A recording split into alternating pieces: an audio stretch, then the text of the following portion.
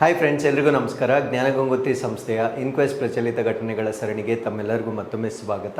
ಇವತ್ತು ನಾವು ಸಂಚಿಕೆ ಸಂಖ್ಯೆ 848 ಡಿಸ್ಕಸ್ ಮಾಡ್ತಾ ಇದ್ದೇವೆ. ದಿನಾಂಕ 10 ಮತ್ತು 11 April 2025.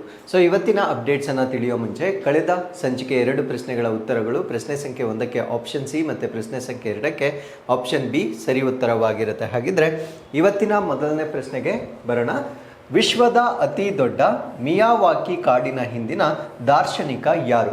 Who is the visionary behind the world's largest Miyawaki forest? So ನಾನು ಪ್ರಶ್ನೆಯಲ್ಲಿ ಕೊಟ್ಟಿರ್ತಕ್ಕಂಥದ್ದು, ನಮ್ಮ ಭಾರತ ದೇಶದಲ್ಲಿ ಪ್ರಪಂಚದಲ್ಲಿಯೇ ಅತಿ ದೊಡ್ಡದಾಗಿರ್ತಕ್ಕಂಥ ಒಂದು ಮಿಯಾವಾಕಿ ಫಾರೆಸ್ಟನ್ನು ಡೆವಲಪ್ ಮಾಡಿರ್ತಾರೆ. ಸೊ ಮಿಯಾವಾಕಿ ಕಾನ್ಸೆಪ್ಟ್ ಏನು ಅಂತ ನಾವು ಆರ್ಟಿಕಲಲ್ಲಿ ಡಿಸ್ಕಸ್ ಮಾಡೋಣ. ಹಾಗಿದ್ರೆ ಈ ರೀತಿಯ ಫಾರೆಸ್ಟನ್ನು ಡೆವಲಪ್ ಮಾಡಲಿಕ್ಕೆ ವಿಷನನ್ನು ಯಾರು ಹೊಂದಿದ್ದರು ಮತ್ತು ಅದನ್ನು ಪ್ರಾಕ್ಟಿಕಲ್ ಆಗಿ ಇಂಪ್ಲಿಮೆಂಟ್ ಮಾಡಿರ್ತಕ್ಕಂಥ ಒಂದು ಕ್ರೆಡಿಟನ್ನು ನಾವು ಯಾರಿಗೆ ಕೊಡ್ಬೋದಾಗಿರುತ್ತೆ ಅನ್ನೋದು ನಮ್ಮ ಪ್ರಶ್ನೆ ಆಗಿರುತ್ತೆ.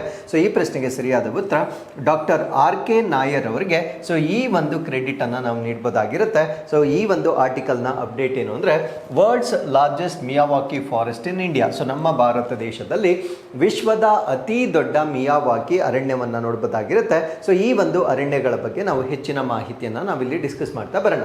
ಸೊ ಈ ಒಂದು ಅರಣ್ಯಗಳನ್ನು ಡೆವಲಪ್ ಮಾಡಲಿಕ್ಕೆ ಕಾಂಟ್ರಿಬ್ಯೂಟ್ ಮಾಡಿರ್ತಕ್ಕಂಥವ್ರು ಯಾರು ಅಂದರೆ ಡಾಕ್ಟರ್ R.K. ನಾಯರ್. ಸೊ ಇವರು ಎನ್ವೈರನ್ಮೆಂಟಲಿಸ್ಟ್ ಅಂದರೆ ಪರಿಸರವಾದಿ ಆಗಿರ್ತಾರೆ. ಸೊ ಈ was the visionary behind the world's largest Miyawaki forest. ಈ ಒಂದು ವರ್ಲ್ಡ್ಸ್ ಲಾರ್ಜೆಸ್ಟ್ ಮಿಯಾವಾಕಿ ಫಾರೆಸ್ಟ್ ಅನ್ನ ಗುಜರಾತ್ನ ಕಚ್ ಪ್ರದೇಶದಲ್ಲಿ ಡೆವಲಪ್ ಮಾಡಿರ್ತಕ್ಕಂಥದ್ದನ್ನು ನಾವು ನೋಡ್ಬೋದಾಗಿರುತ್ತೆ. ಸೊ ಇದು ಟೋಟಲ್ 470 ಏಕರ್ಸ್ ಆಫ್ ಲ್ಯಾಂಡ್ ಅಲ್ಲಿ ಇದನ್ನ ಡೆವಲಪ್ ಮಾಡಿರ್ತಾರೆ. ಇಲ್ಲಿ 3 ಲಕ್ಷಕ್ಕಿಂತ ಹೆಚ್ಚು ನೇಟಿವ್ ಟ್ರೀಸ್ಗಳನ್ನು ಅಂದರೆ ಸ್ಥಳೀಯವಾದ ಮರಗಳನ್ನು ಈ ಒಂದು ಮಿಯಾವಾಕಿ ಮೆಥಡ್ ಅನ್ನ ಬಳಸಿಕೊಂಡು ಮಾಡಿರ್ತಕ್ಕಂಥದ್ದನ್ನು ನಾವು ನೋಡ್ಬೋದಾಗಿರುತ್ತೆ. ಸೊ ಮಿಯಾವಾಕಿ ಮೆಥಡ್ ನ ಅಡ್ವಾಂಟೇಜ್ ಏನು ಅಂದ್ರೆ ರ್ಯಾಪಿಡ್ ಅಫಾರೆಸ್ಟೇಷನ್ ಟೆಕ್ನಿಕ್ ಆಗಿರುತ್ತೆ. ಅಂದ್ರೆ ತ್ವರಿತವಾಗಿ ಮರಗಳನ್ನ ಬೆಳೆಸ್ತಕ್ಕಂಥ ಒಂದು ತಂತ್ರಜ್ಞಾನವಾಗಿರುತ್ತೆ. ಸೊ ಈ ರೀತಿಯ ಕಾನ್ಸೆಪ್ಟ್ ಅನ್ನ ಡೆವಲಪ್ ಮಾಡಿರ್ತಕ್ಕಂಥ ವ್ಯಕ್ತಿ ಯಾರು ಅಂದ್ರೆ ಜಾಪನೀಸ್ ಬಾಟನಿಸ್ಟ್ ಆಗಿರ್ತಕ್ಕಂಥ ಅಕಿರಾ ಮಿಯಾವಾಕಿ. ಅಂದ್ರೆ ಜಪನೀಸ್ ನ ಸಸ್ಯಶಾಸ್ತ್ರಜ್ಞರಾಗಿರ್ತಕ್ಕಂಥ ಅಕಿರಾ ಮಿಯಾವಾಕಿ. ಸೊ ಅದಕ್ಕೆ ಇದನ್ನ ನಾವು ಮಿಯಾವಾಕಿ ಫಾರೆಸ್ಟ್ ಅಂತ ಕರೀತೇವೆ. ಬಿಕಾಸ್ ಇದನ್ನ ಡೆವಲಪ್ ಮಾಡಿರ್ತಕ್ಕಂಥವ್ರು ಅಕಿರಾ ಮಿಯಾವಾಕಿ ಇದನ್ನ ಡೆವಲಪ್ ಮಾಡಿರುವ ಕಾರಣದಿಂದ ಸೊ ಈ ಒಂದು ಕಾನ್ಸೆಪ್ಟ್ ಅನ್ನ ನಾವು ಅಕಿರಾ ಅಥವಾ ಮಿಯಾವಾಕಿ ಫಾರೆಸ್ಟ್ ಅಂತ ಕರಿತೇವೆ. So what are the contributions ಅಂದ್ರೆ ಇವರು ಕೊಟ್ಟಿರ್ತಕ್ಕಂಥ ಪ್ರಮುಖ ಕೊಡುಗೆಗಳೇನು ಅಂತ ನಾವು ಇಲ್ಲಿ ನೋಡೋದಾದ್ರೆ, ಸೊ ಇವರು ಒಂದು ಫೌಂಡೇಶನ್ ಅನ್ನು ಸ್ಟಾರ್ಟ್ ಮಾಡ್ತಾರೆ. ಅದನ್ನು ನಾವು ಎನ್ವಿರೋ ಕ್ರಿಯೇಟರ್ಸ್ ಫೌಂಡೇಶನ್ ಅಂತ ಕರಿತೇವೆ. ಸೊ ಈ ಒಂದು ಫೌಂಡೇಶನ್ ಅನ್ನ ಡಾಕ್ಟರ್ ನಾಯರ್ ಎಸ್ಟಾಬ್ಲಿಷ್ ಮಾಡಿರ್ತಾರೆ. ಸೊ ಇದೊಂದು NGO ಆಗಿರುತ್ತೆ, ಅಂದ್ರೆ ಒಂದು ನಾನ್ ಪ್ರಾಫಿಟಬಲ್ ಆರ್ಗನೈಸೇಷನ್ ಆಗಿರುತ್ತೆ. ಸೊ ಈ ಒಂದು ಆರ್ಗನೈಸೇಷನ್ ಅನ್ನ ಡೆವಲಪ್ ಮಾಡಿರ್ತಕ್ಕಂಥ ಉದ್ದೇಶ ಏನು ಅಂದ್ರೆ ರೀಫಾರೆಸ್ಟೇಷನ್ ಮಾಡ್ತಕ್ಕಂಥದ್ದು. ಅಂದ್ರೆ ಎಲ್ಲೆಲ್ಲಿ ಅರಣ್ಯ ನಾಶವಾಗಿರುತ್ತೆ ಸೊ ಅಲ್ಲಿ ಮರು ಅರಣ್ಯೀಕರಣ ಮಾಡುವ ಉದ್ದೇಶದಿಂದ ನಾಯರ್ ಅವರು ಎನ್ವಿರೋ ಕ್ರಿಯೇಟರ್ಸ್ ಫೌಂಡೇಶನ್ ಅನ್ನ ಸ್ಥಾಪನೆ ಮಾಡಿರ್ತಕ್ಕಂಥದ್ದನ್ನ ನಾವು ನೋಡ್ಬೋದು ಆಗಿರುತ್ತೆ. ಸೊ ಅದಾದ್ಮೇಲೆ ಸಿನ್ಸ್ 2014ರಿಂದ he has created over 100 Miyawaki forest in various states. ಅಂದ್ರೆ ಬೇರೆ ಬೇರೆ ರಾಜ್ಯಗಳಲ್ಲಿ 100ಕ್ಕಿಂತ ಹೆಚ್ಚು ಈ ಒಂದು ಮಿಯಾವಾಕಿ ಕಾನ್ಸೆಪ್ಟ್ ನಲ್ಲಿ ಅರಣ್ಯಗಳನ್ನ ಡೆವಲಪ್ ಮಾಡಿರ್ತಕ್ಕಂಥದ್ದನ್ನ ನಾವಿಲ್ಲಿ ನೋಡ್ಬೋದಾಗಿರುತ್ತೆ. ಸೊ ಅದ್ರ ಜೊತೆಗೆ ಸ್ಮೃತಿ ವನ ಮಿಯಾವಾಕಿ ಫಾರೆಸ್ಟ್. ಸೊ ಇದೊಂದು ಕಾನ್ಸೆಪ್ಟ್ ಆಗಿರುತ್ತೆ.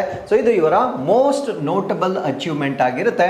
ಈ ಸ್ಮೃತಿ ವನ ಮಿಯಾವಾಕಿ ಫಾರೆಸ್ಟ್ ಅನ್ನ 2001 ಗುಜರಾತ್ ನಲ್ಲಿ ಅರ್ಥಕ್ವೇಕ್ ಆಗಿರುತ್ತೆ. ಅಂದ್ರೆ 2001ರಲ್ಲಿ ಗುಜರಾತ್ ನಲ್ಲಿ ನಡೆದಿರ್ತಕ್ಕಂಥ ಅಥವಾ ಸಂಭವಿಸಿರ್ತಕ್ಕಂಥ ಭೂಕಂಪ ಏನಿರುತ್ತೆ, ಆ ಭೂಕಂಪದಲ್ಲಿ ನಿಧನರಾಗಿರ್ತಕ್ಕಂಥವರಿಗೆ ಗೌರವ ಸಲ್ಲಿಸಲಿಕ್ಕೆ ಸ್ಮೃತಿ ವನ ಮಿಯಾವಾಕಿ ಫಾರೆಸ್ಟ್ ಅನ್ನ ಆ ವಿಕ್ಟಿಮ್ಸ್ಗೆ ಟ್ರಿಬ್ಯೂಟ್ ಆಗಿ ಇವರು ಡೆವಲಪ್ ಮಾಡಿರ್ತಕ್ಕಂಥದ್ದನ್ನ ನಾವು ನೋಡ್ಬೋದಾಗಿರುತ್ತೆ. ಸೊ ಅದನ್ನ ನಾವು ಸ್ಮೃತಿ ವನ್ ಮಿಯಾವಾಕಿ ಅರಣ್ಯ ಅಂತ ಹೇಳ್ತಕ್ಕಂಥದ್ದನ್ನ ನಾವಿಲ್ಲಿ ಗಮನಿಸಬಹುದಾಗಿರುತ್ತೆ. ಸೊ ಈಗ ನಾವು ಮಿಯಾವಾಕಿ ಫಾರೆಸ್ಟ್ ಬಗ್ಗೆ ಬೇಸಿಕ್ ಮಾಹಿತಿಯನ್ನ ಡಿಸ್ಕಸ್ ಮಾಡೋದಾದ್ರೆ, ಇದೊಂದು ಡೆನ್ಸ್ ಫಾರೆಸ್ಟ್ ಆಗಿರುತ್ತೆ. ಅಂದ್ರೆ ತುಂಬಾ ದಟ್ಟವಾಗಿರ್ತಕ್ಕಂಥ ಒಂದು ಅರಣ್ಯವಾಗಿರುತ್ತೆ. ಸೊ ಅದ್ರ ಜೊತೆಗೆ ಇದನ್ನ ನಾವು ಫಾಸ್ಟ್ ಗ್ರೋಯಿಂಗ್ ಅಂತ ಹೇಳ್ತೇವೆ. ಅಂದ್ರೆ ತ್ವರಿತವಾಗಿ ಅಥವಾ ಶೀಘ್ರವಾಗಿ ಬೆಳವಣಿಗೆ ಹೊಂದತಕ್ಕಂಥ ಒಂದು ಫಾರೆಸ್ಟ್ ಆಗಿರುತ್ತೆ. ಸೊ ಇದನ್ನ 1970s ಅಲ್ಲಿ 1970ರ ದಶಕದಲ್ಲಿ ಅಕಿರಾ ಮಿಯಾವಾಕಿ ಡೆವಲಪ್ ಮಾಡಿರ್ತಕ್ಕಂಥ ಒಂದು ಕಾನ್ಸೆಪ್ಟ್ ಆಗಿರುತ್ತೆ. ಸೊ ಈ ಒಂದು ಮೆಥಡ್ ಏನಿದೆ, ದಿಸ್ ಮಿಮಿಕ್ಸ್ ನ್ಯಾಚುರಲ್ ಇಕೋಸಿಸ್ಟಮ್. ಅಂದ್ರೆ ಸೊ ಈ ಒಂದು ಫಾರೆಸ್ಟಿಂಗ್ ಮೆಥಡ್ ನಲ್ಲಿ ಯಾವುದೋ ಬೇರೆ ದೇಶಗಳಿಗೆ ಸಂಬಂಧಪಟ್ಟಿರ್ತಕ್ಕಂಥ ಮರಗಳನ್ನ ತಂದು ಇಲ್ಲಿ ನೆಡೋದಿಲ್ಲ. So concept is very simple. So ಇಲ್ಲಿರ್ತಕ್ಕಂಥ ನೇಟಿವ್ ಅಂದ್ರೆ ಈ ಒಂದು ಹವಾಗುಣಕ್ಕೆ ಯಾವ ರೀತಿಯ ಮರಗಳು ಹೊಂದಿಕೆಯಾಗುತ್ತೆ ಸೊ ಅವುಗಳನ್ನೇ ಇಲ್ಲಿ ಬೆಳೆಸ್ತಕ್ಕಂಥದ್ದನ್ನ ನಾವು ನೋಡ್ಬೋದಾಗಿರುತ್ತೆ. ಸೊ ಯಾವುದೇ ರೀತಿಯ ಇನ್ವೇಜಿವ್ ಅಥವಾ ಬೇರೆ ಪ್ರದೇಶಕ್ಕೆ ಸಂಬಂಧಪಟ್ಟಿರ್ತಕ್ಕಂಥ ಮರಗಳನ್ನ ಸೊ ಈ ಒಂದು ಕಾನ್ಸೆಪ್ಟ್ ನಲ್ಲಿ ಬೆಳೆಸೋದಿಲ್ಲ. ಸೊ ಇಲ್ಲಿ ನೇಟಿವ್ ಸ್ಪೀಶೀಸ್ ಅನ್ನ ತುಂಬಾ ಹತ್ತಿರ ನೆಡ್ತಾರೆ, ಅಂದ್ರೆ ತುಂಬಾ ಕ್ಲೋಸ್ ಟುಗೆದರ್. ಆ ಒಂದು ಸಸಿಗಳನ್ನ ಜಾಸ್ತಿ ಡಿಸ್ಟೆನ್ಸ್ ಅನ್ನ ಕೊಡದೆ ತುಂಬಾ ಹತ್ತಿರವಾಗಿ ನೆಡ್ತಕ್ಕಂಥದ್ದನ್ನ ನಾವು ನೋಡ್ಬೋದಾಗಿರುತ್ತೆ.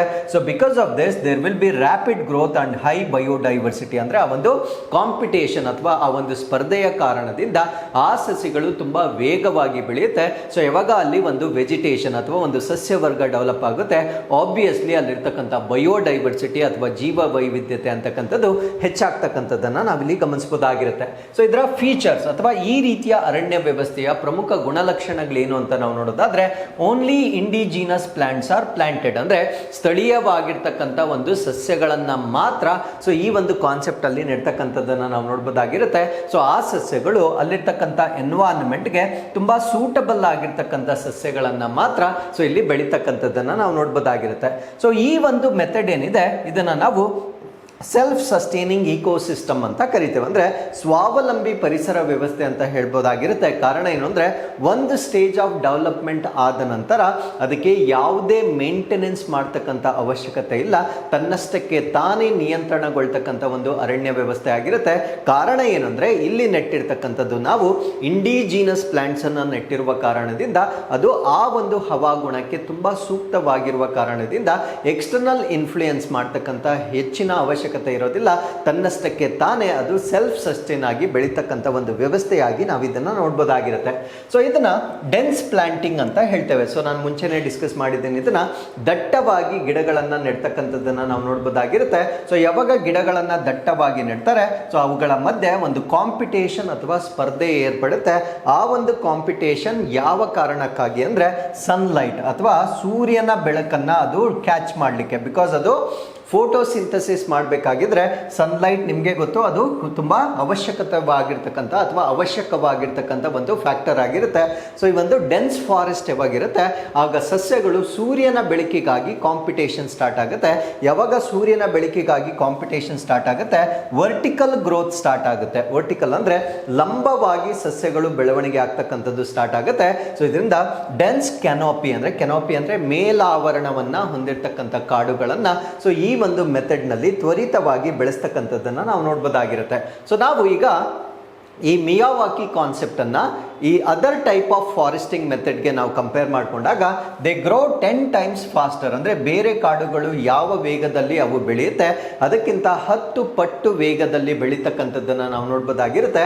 ಅಂಡ್ 30 times ಡೆನ್ಸರ್ ಆಗಿರುತ್ತೆ, ಅಂದ್ರೆ 30 ಪಟ್ಟು ಅದು ದಟ್ಟವಾಗಿ ಬೆಳೀತಕ್ಕಂಥದ್ದನ್ನ ನಾವು ನೋಡ್ಬೋದಾಗಿರುತ್ತೆ.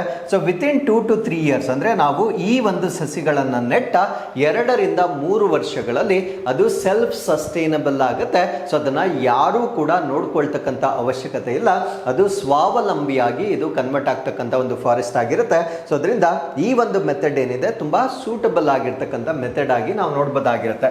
ಸೊ ಇದರ ಅಪ್ಲಿಕೇಶನ್ಸ್ ಅಂದ್ರೆ ಇದನ್ನ ನಾವು ಎಲ್ಲೆಲ್ಲಿ ಈ ರೀತಿಯ ಫಾರೆಸ್ಟ್ ಸಿಸ್ಟಮ್ ಅನ್ನ ನಾವು ಬಳಸಬಹುದು ಅಂದ್ರೆ, ideal for urban areas with limited space, ಅಂದ್ರೆ ಯಾವ ಪ್ರದೇಶದಲ್ಲಿ ನಮಗೆ ವಿಶಾಲವಾದ ಸ್ಥಳ ಇರೋದಿಲ್ಲ, ಪರ್ಟಿಕ್ಯುಲರ್ಲಿ ಈ ನಗರ ಪ್ರದೇಶಗಳಲ್ಲಿ ನಮಗೆ ಈ ಮರಗಳನ್ನ ಬೆಳೆಸಲಿಕ್ಕೆ ಸರಿಯಾದ ಜಾಗ ನಮ್ಗಿರೋದಿಲ್ಲ.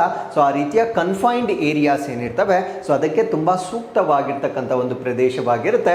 ಅದ್ರ ಜೊತೆಗೆ ಯಾವ ಪ್ರದೇಶದಲ್ಲಿ ನಾವು ಈಕೋಲಾಜಿಕಲ್ ರೆಸ್ಟೋರೇಷನ್ ಮತ್ತೆ ಈ ಕ್ಲೈಮೇಟ್ ಚೇಂಜ್ ಹವಾಮಾನ ಬದಲಾವಣೆ ಏನಾಗ್ತಾ ಇದೆ ಸೊ ಅದನ್ನ ರಿವರ್ಸ್ ಮಾಡ್ತಕ್ಕಂಥ ಪ್ರಯತ್ನದ ಭಾಗದಲ್ಲಿ ಈ ಒಂದು ಮಿಯಾವಾಕಿ ಫಾರೆಸ್ಟ್ ಸಿಸ್ಟಮ್ ಅನ್ನ ನಾವು ಯೂಸ್ ಮಾಡಬಹುದಾಗಿರುತ್ತೆ. So with this let's get into question number 2. ಇತ್ತೀಚೆಗೆ ಯಾವ ದೇಶವು ಆರ್ಟಿಮಿಸ್ ಒಪ್ಪಂದಗಳಿಗೆ ಸೇರಿದ 54ನೇ ರಾಷ್ಟ್ರವಾಯಿತು? So which country recently became 54th nation to join Artemis accord? So Artemis accord ಅಂದ್ರೆ ಏನು ಅಂತ ನಾವು ಮುಂದೆ ಡಿಸ್ಕಸ್ ಮಾಡೋಣ. ಸೊ ಈ ಒಂದು ಅಕಾರ್ಡ್ಗೆ ಸೇರಿಕೊಂಡಿರ್ತಕ್ಕಂಥ 54ನೇ ರಾಷ್ಟ್ರ ಯಾವುದು ಅನ್ನೋದು ನಮ್ಮ ಪ್ರಶ್ನೆ ಆಗಿರುತ್ತೆ. ಸೊ ಈ ಪ್ರಶ್ನೆಗೆ ಸರಿಯಾದ ಉತ್ತರ ಬಾಂಗ್ಲಾದೇಶ ಈ ಒಂದು ಅಕಾರ್ಡ್ಗೆ ಸೇರಿಕೊಂಡಿರ್ತಕ್ಕಂಥ 54ನೇ ರಾಷ್ಟ್ರವಾಗಿರ್ತಕ್ಕಂಥದ್ದನ್ನ ನಾವು ನೋಡ್ಬೋದಾಗಿರುತ್ತೆ. So what is this Artemis? ಇದಕ್ಕೆ ಸೇರಿಕೊಂಡಿರೋದ್ರಿಂದ ಬಾಂಗ್ಲಾದೇಶಕ್ಕೆ ಏನ್ ಬೆನಿಫಿಟ್ ಆಗುತ್ತೆ? ಸೊ ನಮ್ಮ ಭಾರತದ ರಾಷ್ಟ್ರ ಇದರ ಮೆಂಬರ್ ಆಗಿರ್ತಕ್ಕಂಥದ್ದು ಯಾವ ವರ್ಷದಲ್ಲಿ? ಸೊ ಎಲ್ಲ ಪಾಯಿಂಟ್ ಅನ್ನ ನಾವಿಲ್ಲಿ ಡಿಸ್ಕಸ್ ಮಾಡ್ತಾ ಬರೋಣ. ಸೊ ರೀಸೆಂಟ್ ಆಗಿ ಜಾಯ್ನ್ ಆಗಿರ್ತಕ್ಕಂಥ ದೇಶ ಯಾವುದು ಅಂದ್ರೆ ಬಾಂಗ್ಲಾದೇಶ ಆಗಿರುತ್ತೆ. ಸೊ ಇದು 54th ನೇಷನ್ ಆಗಿರುತ್ತೆ, 54ನೇ ರಾಷ್ಟ್ರವಾಗಿರುತ್ತೆ. ಸೊ ಈ ಒಂದು ಆರ್ಟಿಮಿಸ್ ಅಕಾರ್ಡ್ ನ ಉದ್ದೇಶ ಏನು ಅಂದ್ರೆ peaceful and responsible space exploration, ಅಂದ್ರೆ ಈ ಒಂದು ಬಾಹ್ಯಾಕಾಶವನ್ನ ನಾವೇನ್ ಬಳಕೆ ಮಾಡ್ತಾ ಮಾಡ್ತಾ ಇದ್ದೀವಿ, ನಾವು ಲಾಂಚ್ ಮಾಡ್ತಾ ಇರ್ತಕ್ಕಂಥ ಮಿಷನ್, ಸ್ಯಾಟಲೈಟ್ಸ್ ಇವೆಲ್ಲ ಆಗಿರ್ಬೋದು, ಅದನ್ನು ಜವಾಬ್ದಾರಿಯುತವಾಗಿ ನಾವು ಬಳಕೆ ಮಾಡ್ತಕ್ಕಂಥದ್ದು ಅಥವಾ ಜವಾಬ್ದಾರಿಯುತವಾಗಿ ಬಾಹ್ಯಾಕಾಶದಲ್ಲಿ ನಡೀತಕ್ಕಂಥ ಸಂಶೋಧನೆಗಳನ್ನು ಮಾಡ್ತಕ್ಕಂಥ ಉದ್ದೇಶದಿಂದ ಒಂದು ಆರ್ಟಿಮಿಸ್ ಅಕಾರ್ಡ್ ಅಂತ ಮಾಡಿರ್ತಾರೆ. ಸೊ ಈ ಒಂದು ಅಕಾರ್ಡ್ಗೆ ಈಗ ಬಾಂಗ್ಲಾದೇಶ ಸೇರಿಕೊಂಡಿರ್ತಕ್ಕಂಥದ್ದನ್ನು ನಾವು ನೋಡ್ಬೋದಾಗಿರುತ್ತೆ. ಸೊ ಇದರಿಂದ ಬಾಂಗ್ಲಾದೇಶಕ್ಕೆ ಅಥವಾ ಈ ಅಕಾರ್ಡ್ನಲ್ಲಿರ್ತಕ್ಕಂಥ ರಾಷ್ಟ್ರಗಳಿಗೆ ಯಾವ ರೀತಿ ಬೆನಿಫಿಟ್ ಆಗುತ್ತೆ ಅಂತ ನಾವು ಚೆಕ್ ಮಾಡೋದಾದ್ರೆ, so they can access to cutting edge space technology and scientific collaboration, ಅಂದ್ರೆ ಅತ್ಯಂತ ಮುಂದುವರೆದ ತಂತ್ರಜ್ಞಾನಕ್ಕೆ ಆ ರಾಷ್ಟ್ರಗಳಿಗೆ ಪ್ರವೇಶ ಸಿಗುತ್ತೆ. ಅದ್ರ ಜೊತೆಗೆ ಸೈಂಟಿಫಿಕ್ ಕೊಲಾಬ್ರೇಷನ್ ಮಾಡ್ಕೊಳ್ಬೋದು, ಅಂದ್ರೆ ವೈಜ್ಞಾನಿಕವಾಗಿ ಬೇರೊಂದು ರಾಷ್ಟ್ರಗಳ ಜೊತೆಗೆ ಒಂದು ಸಹಯೋಗವನ್ನ ಏರ್ಪಡಿಸಲಿಕ್ಕೆ ಸೊ ಈ ಒಂದು ಆರ್ಟಿಮಿಸ್ ಅಕಾರ್ಡ್ ಅಂತಕ್ಕಂಥದ್ದು ಒಂದು ಪ್ಲೇಸ್ ಆಫ್ ಕೊಲಾಬ್ರೇಷನ್ ಅಂತ ನಾವು ನೋಡ್ಬೋದಾಗಿರುತ್ತೆ. So opportunities for Bangladeshi scientist and students to participate in NASA programmes, ಅಂದರೆ ನಾಸಾದಲ್ಲಿ ನಡೀತಕ್ಕಂಥ ಪ್ರೋಗ್ರಾಮ್ಸ್ ಆಗಿರ್ಬೋದು ಅಥವಾ ರಿಸರ್ಚ್ ಇನಿಷಿಯೇಟಿವ್ಸ್ ಆಗಿರ್ಬೋದು. ಸೊ ಇದರಲ್ಲಿ ಬಾಂಗ್ಲಾದೇಶದ ವಿಜ್ಞಾನಿಗಳಾಗಿರ್ಬೋದು ಅಥವಾ ಬಾಂಗ್ಲಾದೇಶದ ವಿದ್ಯಾರ್ಥಿಗಳಾಗಿರ್ಬೋದು ಸೊ ಪಾರ್ಟಿಸಿಪೇಟ್ ಮಾಡ್ತಕ್ಕಂಥ ಒಂದು ಅವಕಾಶವನ್ನು ನಾವಿಲ್ಲಿ ನೋಡ್ಬೋದಾಗಿರುತ್ತೆ. ಸೊ ಈಗ ನಾವು ಆರ್ಟಿಮಿಸ್ ಅಕಾರ್ಡ್ ಬಗ್ಗೆ ಬೇಸಿಕ್ ಮಾಹಿತಿಯನ್ನು ಡಿಸ್ಕಸ್ ಮಾಡೋದಾದರೆ, ಇದೊಂದು non binding intergovernmental agreement ಆಗಿರುತ್ತೆ. ನಾನ್ ಬೈಂಡಿಂಗ್ ಅಂದರೆ ಸೊ ಇದನ್ನು ನಾವು ಬದ್ಧವಲ್ಲದ ಅಂತ ಹೇಳ್ತೇವೆ. ಏನು ಬದ್ಧವಲ್ಲದ ಅಂದ್ರೆ ಇದರಲ್ಲಿ ಏನಾದರೂ ನಾರ್ಮ್ಸ್ ಅಥವಾ ಒಂದು ಕಂಡೀಷನ್ಸ್ ಅನ್ನ ಮಾಡಿದ್ದೆ ಆದಲ್ಲಿ ಸೊ ಅದನ್ನ ಕಡ್ಡಾಯವಾಗಿ ಫಾಲೋ ಮಾಡ್ಬೇಕಂತ ಯಾವುದೇ ಒಂದು ಬೈಂಡಿಂಗ್ ಇರೋದಿಲ್ಲ. ಸೊ ಅದನ್ನ ನಾವೇನಂತ ಕರಿತೀವಿ ಅಂದ್ರೆ ನಾನ್ ಬೈಂಡಿಂಗ್ ಇಂಟರ್ನ್ಯಾಷನಲ್ ಅಗ್ರಿಮೆಂಟ್ ಅಂತ ಕರಿತೇವೆ. ಸೊ ಈ ಒಂದು ಅಗ್ರಿಮೆಂಟ್ ಅನ್ನ ಎಸ್ಟಾಬ್ಲಿಷ್ ಮಾಡಿರ್ತಕ್ಕಂಥವ್ರು ನಾಸಾದವರು ಎಸ್ಟಾಬ್ಲಿಷ್ ಮಾಡಿರ್ತಕ್ಕಂಥ ಅಗ್ರಿಮೆಂಟ್ ಆಗಿರುತ್ತೆ. So department of state in October 2020 2020ರಲ್ಲಿ US ನ ಡಿಪಾರ್ಟ್ಮೆಂಟ್ ಆಫ್ ಸ್ಟೇಟ್ ಏನಿದೆ ಸೊ ಇವರ ವತಿಯಿಂದ ಮಾಡಿರ್ತಕ್ಕಂಥ ಒಂದು ಒಪ್ಪಂದವನ್ನು ನಾವು ಆರ್ಟಿಮಿಸ್ ಒಪ್ಪಂದ ಅಂತ ಹೇಳ್ತೇವೆ. So what is the aim, ಯಾವ ಉದ್ದೇಶವನ್ನ ಇಟ್ಕೊಂಡು ಅಥವಾ ಯಾವ ಗುರಿಯನ್ನ ಇಟ್ಕೊಂಡು ಈ ಒಂದು ಆರ್ಟಿಮಿಸ್ ಅಕಾರ್ಡ್ ಅನ್ನ ನಾವು ಮಾಡಿರ್ತೀವಿ ಅಂದ್ರೆ, ಸೊ US ಅವರು ಮಾಡಿರ್ತಕ್ಕಂಥದ್ದು to promote peaceful, cooperative and transparent exploration of outer space, ಅಂದ್ರೆ ಈ ಒಂದು ಬಾಹ್ಯಾಕಾಶವನ್ನ ಶಾಂತಿಯುತವಾಗಿ ಮತ್ತೆ ಸಹಕಾರವನ್ನ ಹೊಂದಿರುವ ಹಾಗೆ ಮತ್ತೆ ಪಾರದರ್ಶಕವಾಗಿ ಅಲ್ಲಿ ಮಾಡ್ತಕ್ಕಂಥ ಅನ್ವೇಷಣೆಗಳನ್ನ ಮಾಡ್ತಕ್ಕಂಥದ್ದು. ಪರ್ಟಿಕ್ಯುಲರ್ಲಿ ಈ ಮೂನ್ ಎಕ್ಸ್ಪ್ಲೋರೇಷನ್, ಮಾರ್ಸ್ ಎಕ್ಸ್ಪ್ಲೋರೇಷನ್ ಮತ್ತೆ ಬೇರೆ ಸೆಲೆಸ್ಟಿಯಲ್ ಬಾಡೀಸ್ ಇರುತ್ತೆ, ಅಂದ್ರೆ ಚಂದ್ರ ಮತ್ತು ಮಂಗಳ ಸೇರಿದಂತೆ ಬೇರೆ ಆಕಾಶಕಾಯಗಳನ್ನ ನಾವು ಶಾಂತಿಯುತವಾಗಿ ಅಧ್ಯಯನ ಮಾಡ್ತಕ್ಕಂಥ ಉದ್ದೇಶದಿಂದ US ಪ್ರಾರಂಭ ಮಾಡಿರ್ತಕ್ಕಂಥ ಒಂದು ಅಕಾರ್ಡ್ ಅನ್ನ ನಾವು ಆರ್ಟಿಮಿಸ್ ಅಕಾರ್ಡ್ ಅಂತ ಕರೀತಕ್ಕಂಥದ್ದು. ಸೊ ಇದರ ಪ್ರಿನ್ಸಿಪಲ್ಸ್ ಅಥವಾ ಪ್ರಮುಖ ತತ್ವಗಳೇನು ಅಂತ ನಾವು ನೋಡೋದಾದ್ರೆ, ಪೀಸ್ಫುಲ್ ಪರ್ಪಸಸ್ ಅಥವಾ ಶಾಂತಿಯುತ ಉದ್ದೇಶಗಳು ಅಂತ ಹೇಳ್ತೇವೆ. All activities must align with the principles of 1967 outer space treaty ಅಂತ ಕರೀತೇವೆ. ಅಂದ್ರೆ 1967 1967ರಲ್ಲಿ ಒಂದು ಬಾಹ್ಯಾಕಾಶ ಒಪ್ಪಂದ ಅಂತ ಮಾಡ್ತಾರೆ. ಸೊ ಈ ಒಂದು ಬಾಹ್ಯಾಕಾಶದ ಒಪ್ಪಂದದ ತತ್ವಗಳೇನಿದ್ದಾವೆ ಆ ತತ್ವಗಳ ಅನುಸಾರವಾಗಿ ಎಲ್ಲಾ ಚಟುವಟಿಕೆಗಳನ್ನ ಮಾಡಬೇಕು ಅನ್ನೋದನ್ನ ಎನ್ಶೂರ್ ಮಾಡ್ತಕ್ಕಂಥದ್ದನ್ನ ಸೊ ಈ ಒಂದು ಆರ್ಟಿಮಿಸ್ ಅಕಾರ್ಡ್ ನ ಮುಖಾಂತರ ನಾವು ನೋಡ್ಬೋದಾಗಿರುತ್ತೆ. ಸೊ ಪರ್ಟಿಕ್ಯುಲರ್ಲಿ ಈ ಒಂದು ಪೀಸ್ಫುಲ್ ಪರ್ಪಸಸ್ ಅಂದ್ರೆ ಈ ಒಂದು ಬಾಹ್ಯಾಕಾಶವನ್ನ ಶಾಂತಿಯುತ ಉದ್ದೇಶಗಳಿಗಾಗಿ ಮಾಡ್ತಕ್ಕಂಥ ಒಂದು ಆಬ್ಜೆಕ್ಟಿವ್ ಅನ್ನ ಇಟ್ಕೊಂಡು ಸೊ ಈ ಒಂದು ಆರ್ಟಿಮಿಸ್ ಮಿಷನ್ ಅನ್ನ ಪ್ರಾರಂಭ ಮಾಡಿರ್ತಕ್ಕಂಥದ್ದನ್ನ ನಾವು ನೋಡ್ಬೋದಾಗಿರುತ್ತೆ. ಸೊ ಎರಡನೇದು ಟ್ರಾನ್ಸ್ಪರೆನ್ಸಿ, ಅಂದ್ರೆ ಅಲ್ಲಿ ಸಿಗ್ತಕ್ಕಂಥ ಇನ್ಫಾರ್ಮೇಷನ್ ಅಥವಾ ಮಾಹಿತಿ ಏನಿರುತ್ತೆ ಸೊ ಅದು it is very useful for all the man kind, ಅಂದರೆ ಯಾವುದೇ ಒಂದು ರಾಷ್ಟ್ರಕ್ಕೆ ಸೀಮಿತವಾಗಿರುತ್ತೆ. ಸೊ ಶೇರಿಂಗ್ ಆಫ್ ಇನ್ಫಾರ್ಮೇಷನ್ ಅಂತ ಹೇಳ್ತೇವೆ. ಆ ಒಂದು ಮಾಹಿತಿಯನ್ನು ನಾವು ಪಾರದರ್ಶಕವಾಗಿ ಇತರ ರಾಷ್ಟ್ರಗಳೊಂದಿಗೆ ನಾವು ಹಂಚಿಕೊಳ್ಬೇಕಾಗಿರುತ್ತೆ.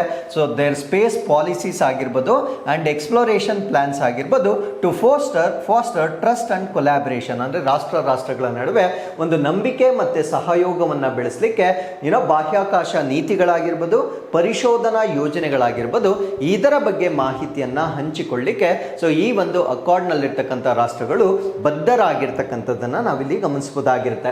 ಸೊ ಅದಾದ್ಮೇಲೆ ಬರುತ್ತೆ ಇಂಟರ್ ಆಪರಬಿಲಿಟಿ ಅಥವಾ ಪರಸ್ಪರ ಕಾರ್ಯಸಾಧ್ಯತೆ ಅಂತ ಬರುತ್ತೆ. Use of common standards and systems, ಅಂದ್ರೆ ಒಂದೇ ರೀತಿಯ ಮಾನದಂಡಗಳನ್ನ, ಒಂದೇ ರೀತಿಯ ವ್ಯವಸ್ಥೆಗಳನ್ನ ನಾವು ಬಳಕೆ ಮಾಡಿಕೊಳ್ಳುವ ಮುಖಾಂತರ safe and efficient space exploration ಮಾಡ್ತಕ್ಕಂಥದ್ದು, ಅಂದರೆ ಸುರಕ್ಷಿತವಾಗಿ ಮತ್ತೆ ಕಾರ್ಯಕ್ಷಮತೆಯ ಮುಖಾಂತರ ಬಾಹ್ಯಾಕಾಶವನ್ನ ಅನ್ವೇಷಣೆ ಮಾಡ್ತಕ್ಕಂಥ ಉದ್ದೇಶವನ್ನ ಕೂಡ ನಾವೊಂದು ಆರ್ಟಿಮಿಸ್ ಮಿಷನ್ ಅಲ್ಲಿ ನೋಡ್ಬೋದಾಗಿರುತ್ತೆ. ಸೊ ಅದಾದ್ಮೇಲೆ ನೆಕ್ಸ್ಟ್ ಥಿಂಗ್ ಏನ್ ಬರುತ್ತೆ ಅಂದ್ರೆ ಸಸ್ಟೈನಬಿಲಿಟಿ ಅಥವಾ ಸುಸ್ಥಿರತೆ ಅಂತ ಬರುತ್ತೆ. Promotes responsible use of space resources and minimise orbital debris, ಅಂದರೆ ಬಾಹ್ಯಾಕಾಶ ಸಂಪನ್ಮೂಲಗಳನ್ನು ನಾವು ಜವಾಬ್ದಾರಿಯುತವಾಗಿ ಬಳಕೆ ಮಾಡಿಕೊಳ್ಬೇಕು. ಅದ್ರ ಜೊತೆಗೆ ಶಿಲಾಖಂಡ ರಾಶಿ ಅಂದರೆ ಬಾಹ್ಯಾಕಾಶದಲ್ಲಿ ಅಕ್ಯುಮುಲೇಟ್ ಆಗ್ತಕ್ಕಂಥ ತ್ಯಾಜ್ಯ ವಸ್ತುಗಳನ್ನು ನಾವು ಆದಷ್ಟು ಕಡಿಮೆ ಮಾಡ್ತಕ್ಕಂಥದ್ದು ಕೂಡ ಅಕಾರ್ಡ್ ಆರ್ಟಿಮಿಸ್ ಅಕಾರ್ಡಲ್ಲಿ ನಾವು ನೋಡ್ಬೋದಾಗಿರುತ್ತೆ.